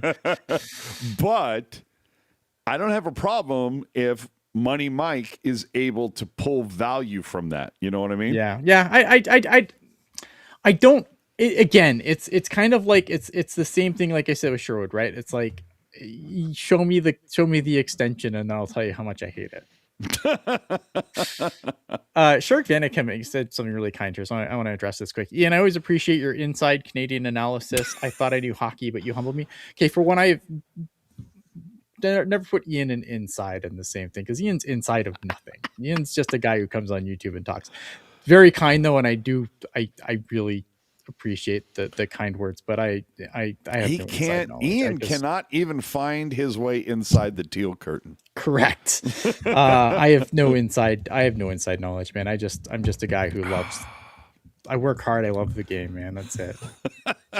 All right. Did you do But I stock up, treat stock like I down super for the appreciate Cuda? the kind words. Did you just Sorry? stock up, stock down for the Cuda?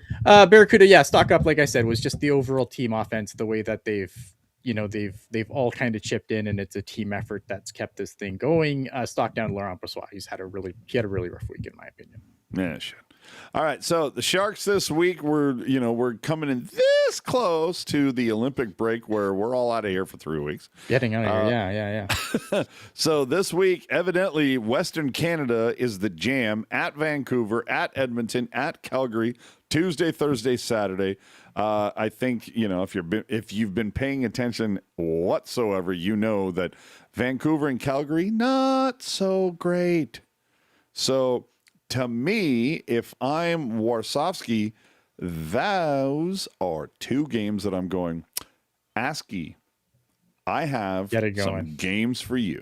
Yeah, get her together. So Tuesday and Saturday, I would be looking for Askarov to start both of those games, especially because Ned just played his last one on Friday.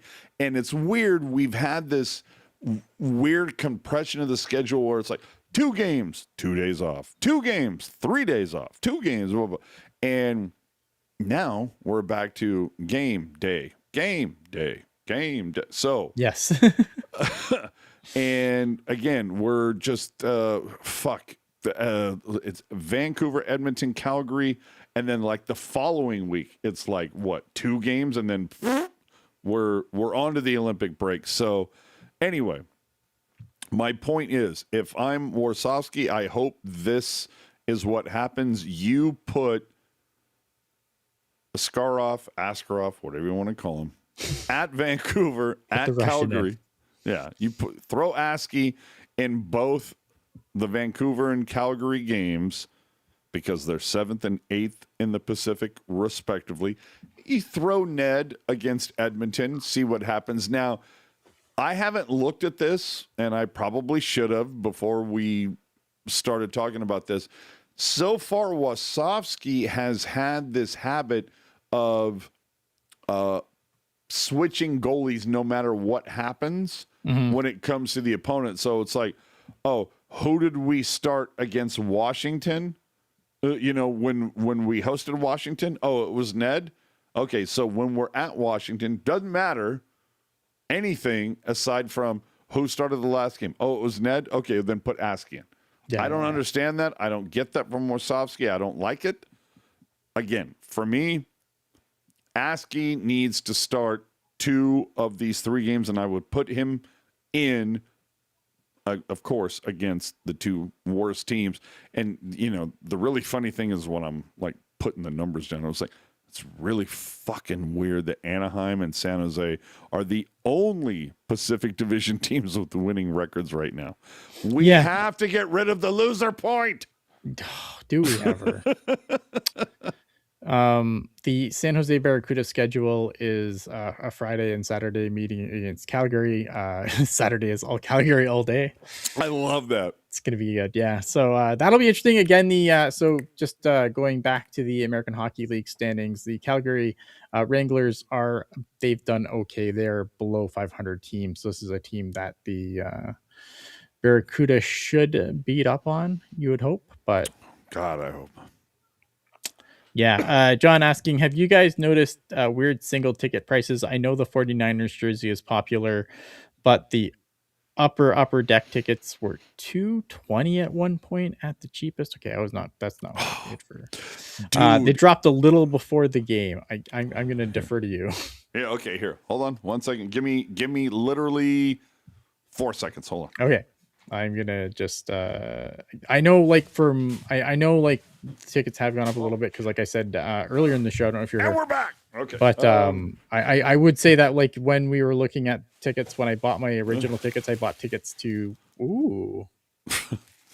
this is the silly little giveaway. I like it. Jersey. So I was just saying how I mentioned earlier in the show how, like, I bought my tickets for the Jets and the Canadiens game at one point, and then I just recently purchased tickets to the St. Louis game, and those tickets had gone up since the last time I looked. Oh, jeez. All right. Can you do me a favor? Throw his question back up there so I can answer it correctly. Let's see. You notice weird single ticket prices. I don't know. Usually I buy my shit in pairs. 49ers jersey is popular, but upper deck tickets were $220 at one point at the cheapest. I feel as if the 49er mashup thing, whatever, this past Friday night, that was an anomaly because you had like the Sharks on like a 6-game or 4 or 5-game road trip before then. Yeah. Then they played the one home game against the Rangers. And I swear, okay, I'm going to say it. Say it with me now. Arbitrary 6 team. Mm-hmm. Not original. Yes, arbitrary. Right. The ones that survived the war. Against the Rangers, which draws well on a Friday. Then they're, the next 4 or 5 games or whatever, the rest of their shit is on the road. They are for over a calendar month not going to play at SAP Center. Yeah. So I think that's between the giveaway. It's Friday night. It's against the Rangers. They're not going to play at SAP for like a month and a half. I think that's one of the reasons that it pushed the ticket prices higher. The other thing that I think pushed the ticket prices higher, his name is Macklin Celebrini. Yeah. Everybody wants to see the kid. And so the ticket prices are going to continue to go up. And, I've made fun of this, I don't know how many times, is 2 years ago, whatever it was, before Macklin Celebrini, before Will Smith. Keep that up. I'll get to that in a second. Mm-hmm. Before that shit happened, the season ticket holders were crying that they could not give their tickets away. Yeah. And so it's just kind of like, well, that's part of it. That's part of being a season ticket holder, because now what's happening? You are making a nice, tidy little profit on your tickets that are normally $65, $70, $75. And dude, there was a guy I saw 3 or 4 days ago, 3 or 4 days ago, 5 days ago, whatever it was, on Facebook. Somebody was saying, "Hey, does anybody have tickets for the Rangers Sharks games?" And he's like, "Yeah, I've got a pair of tickets, $400 for the pair." And it was like, okay, hold on, $400 for the pair. So what? They're like, I don't know, like 18th, 19th row in the lower bowl. No, they were literally last row upper deck. These were tickets that would sell for $35 last season. And this dude is coming in hot, $200 each. When I was it was funny because like when I was looking at the Blues game and we're just like kind of looking at like poking around at different seats or whatever, and like there's a couple of resale seats that were on there. Someone had them on, like maybe they missed the decimal point and it was like an accident, but like someone had like tickets on like for the Blue to watch the St. Louis Blues on a Friday for $1,200. To Dan's point here, it's dude, this time last year I was buying last minute nosebleeds for $40. Sitting by the glass before first intermission. I don't think that's going to happen for a long time. You absolutely right. Yep. I've done the same thing before where I've bought like 20th row upper deck, and the whole entire first period, I spent half of it scanning the lower bowl going, okay, well, there's an entire row without anybody sitting in. Right. There's an entire row with that, I think I'm going to sit over there. And then but I will also say, the Sharks are I'm not fuck. I'm not trying to be an asshole here. I'm just calling out what I've heard, and what the Sharks have kind of gone full Gestapo when it comes to tickets. Is when you come in for the lower bowl now from the concourse, they're like, let me see your papers. We need to see your tickets. And it was just, wow. And they're kind of aggressive about it. At least some of the people that I dealt with on Friday night, I was like, like, Jesus Christ, fucking grab a gummy and mellow the fuck out, Like, geez, we're like, nobody's trying to fuck with you, man. Calm down. But, I get it because there are people who shell out some serious money to be in those seats. And yeah, I'd be pissed off if some, guy who paid $40 is right. It was just like, hey, how you doing? How's it going? Yeah. Like, I get it. I'm just saying, like, I feel like a couple of the blue coats or blue vests or whatever the fuck they wear now, like, they don't have to be so, like, let me see your peppers. Yeah. I mean, it's probably, it's from above. Yes. And I get it. And that's why I let it go. I think because again, right, like the one thing that you can't do, and this is what a lot of franchises have learned, is you can't devalue your tickets. Oh, absolutely. But my whole thing has always been like, can we, like, I've said this so many times. I am not a optimist. I'm not a pessimist. I'm a realist. And so there are certain things where when you see, like, I don't know how many times the Sharks have said, tonight's game is a sellout. And I'm literally at the game and I'm looking around and I am seeing rows of empty seats.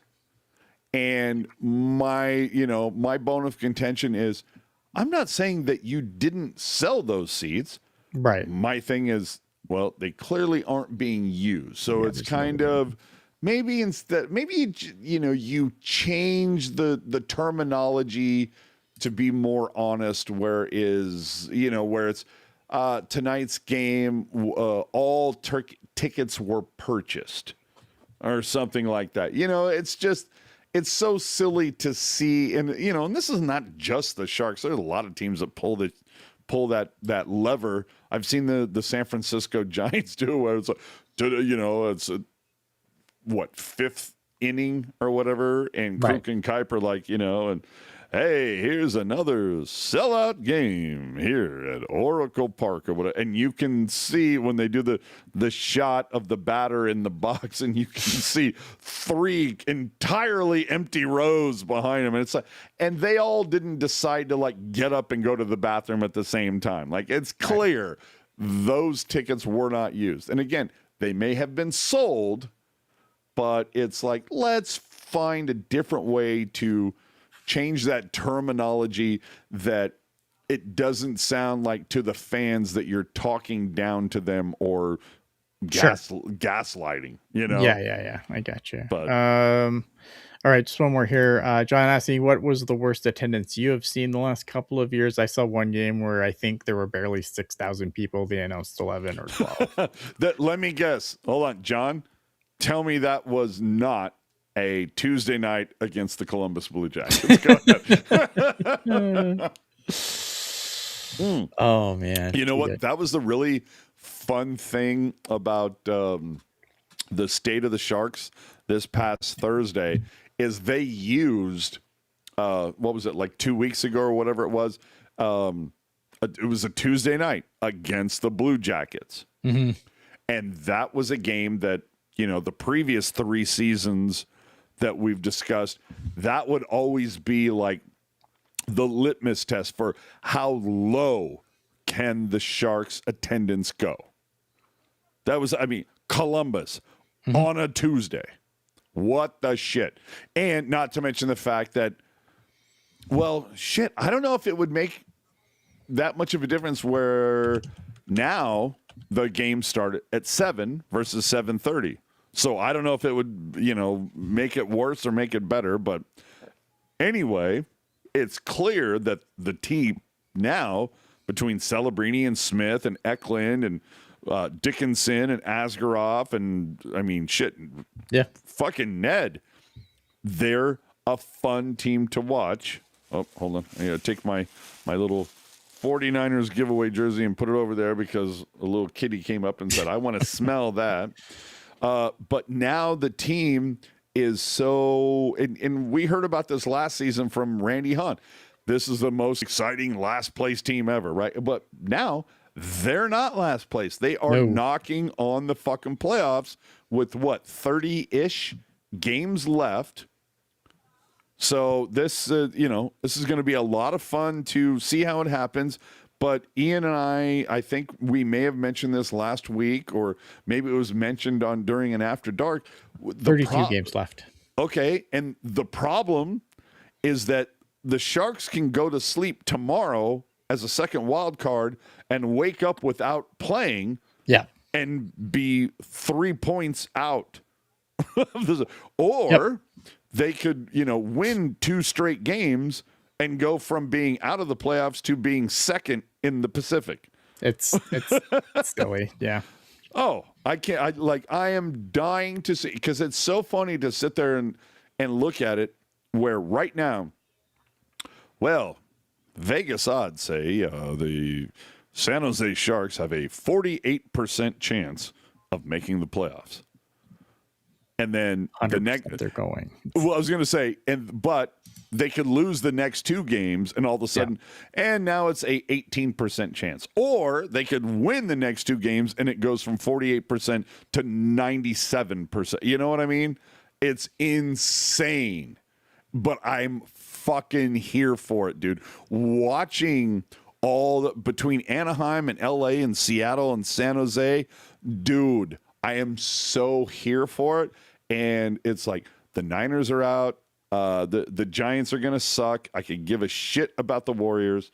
So I'm like, yeah, I'm going to sit here with a magnifying glass on the standings for the Sharks, going, hey, make it interesting every goddamn day from here until the playoff starts. Love it. Fantastic. All right, man. Yeah, I think I agree. Little margin for error, but I still think they're going to make it, man. Well, dude, and Felix pointing it out. Dude, the Ducks won 7 in a row. Who the hell saw that coming? Dude, right now, if you look at the standings, the Anaheim Ducks, the hottest team in hockey right now. Yep. What? Fuck started going in that again. Dude, I love it.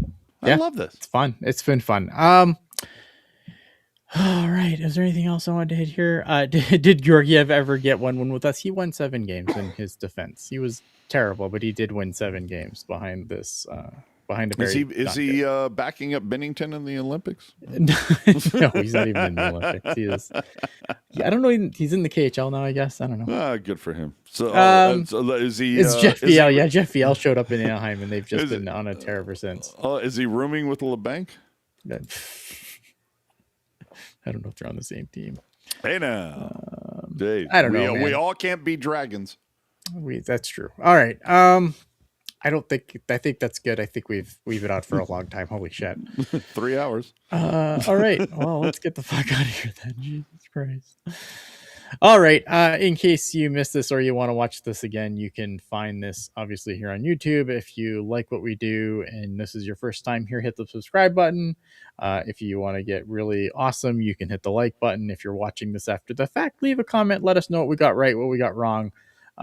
If you want to be notified whenever we go live, you can hit the bell.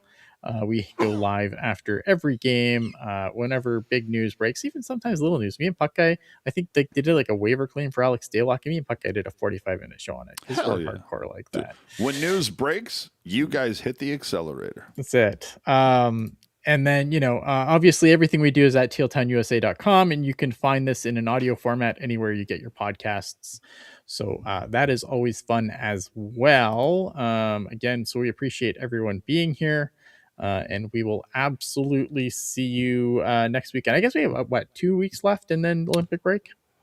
Yeah. And now that I'm thinking about it, holy crap. You make a very good point, sir. Next week is what, Pro Bowl weekend? I want to say. I don't know. I want hockey, more hockey. Well, I was going to say, so this is the weekend where you had the NFC and AFC. Decided. Yeah. So we know, that we know who's going. Well, we know New England is one of a, who was the other? Is it Seattle? Seattle is what I understand. Ah, shit. Oh, what a horrible fucking Super Bowl. All right. So yeah, next Sunday is I guess I'm going to be here. I don't know. I mean, because again, the weekend between the NFC and AFC championship game and the Super Bowl is usually a desolate snooze fest. So I guess we'll be here next Sunday. The one thing I do want to promote for oh my god, we've been here for like 3 hours. If you're still here, God love you. God love you. Next Saturday, or this upcoming Saturday, January 31st at TechCU Arena, starting at 8 a.m.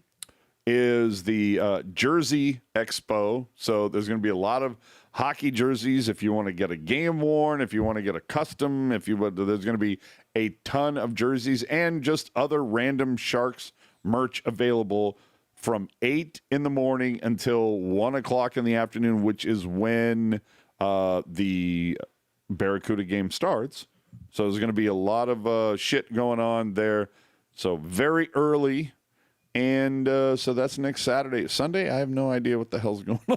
Okay, yeah. So next Sunday, obviously we'll do a show. I don't know. And then on the 8th, I don't know who I'm doing it with because I'm assuming you're going to watch the Super Bowl. You know what? We're going to have to play that one by ear. Okay. Yeah, we'll play one by ear. There will be a show. I just don't know who will be on it. That's fine. And that'll be the last one for a couple weeks. Well, and the whole thing is now that it's literally New England versus Seattle is literally the matchup I did not want. Mm-hmm. So I'm very much kind of like, I'm not even sure if I'm gonna watch it. Like I may watch up to Bad Bunny and then be like, don't give a fuck. Somebody can text me the final score. So that I will make it on here. Now there is a possibility that I may end up with a ticket to the Super Bowl. And if that happens, I'm going to tell you right now, I'm going to stay at Levi Stadium until just after the halftime. And if I can make it back home by the start of the podcast, I'll be on. Yeah. So, because I will not care. So it'll be, so the 8th we'll definitely do a show. That'll be the last one for a little bit because the 15th, there's no game. The 20th, 22nd, there's no games.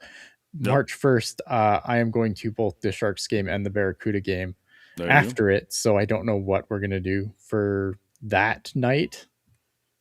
And then the week after, someone's going to have to get in my spot because I am going to be recovering from flying home. Nice. All right, ended. I got to piss. I'll be right back. Okay, I'm going to get us out of here anyway. Appreciate everyone being here. We will see you on the next one. Thank you for, again, this was like a almost 3-hour show. The fact that you guys sit around and just listen to us yak for this long is amazing. God love you, man. I'll see you on the next one.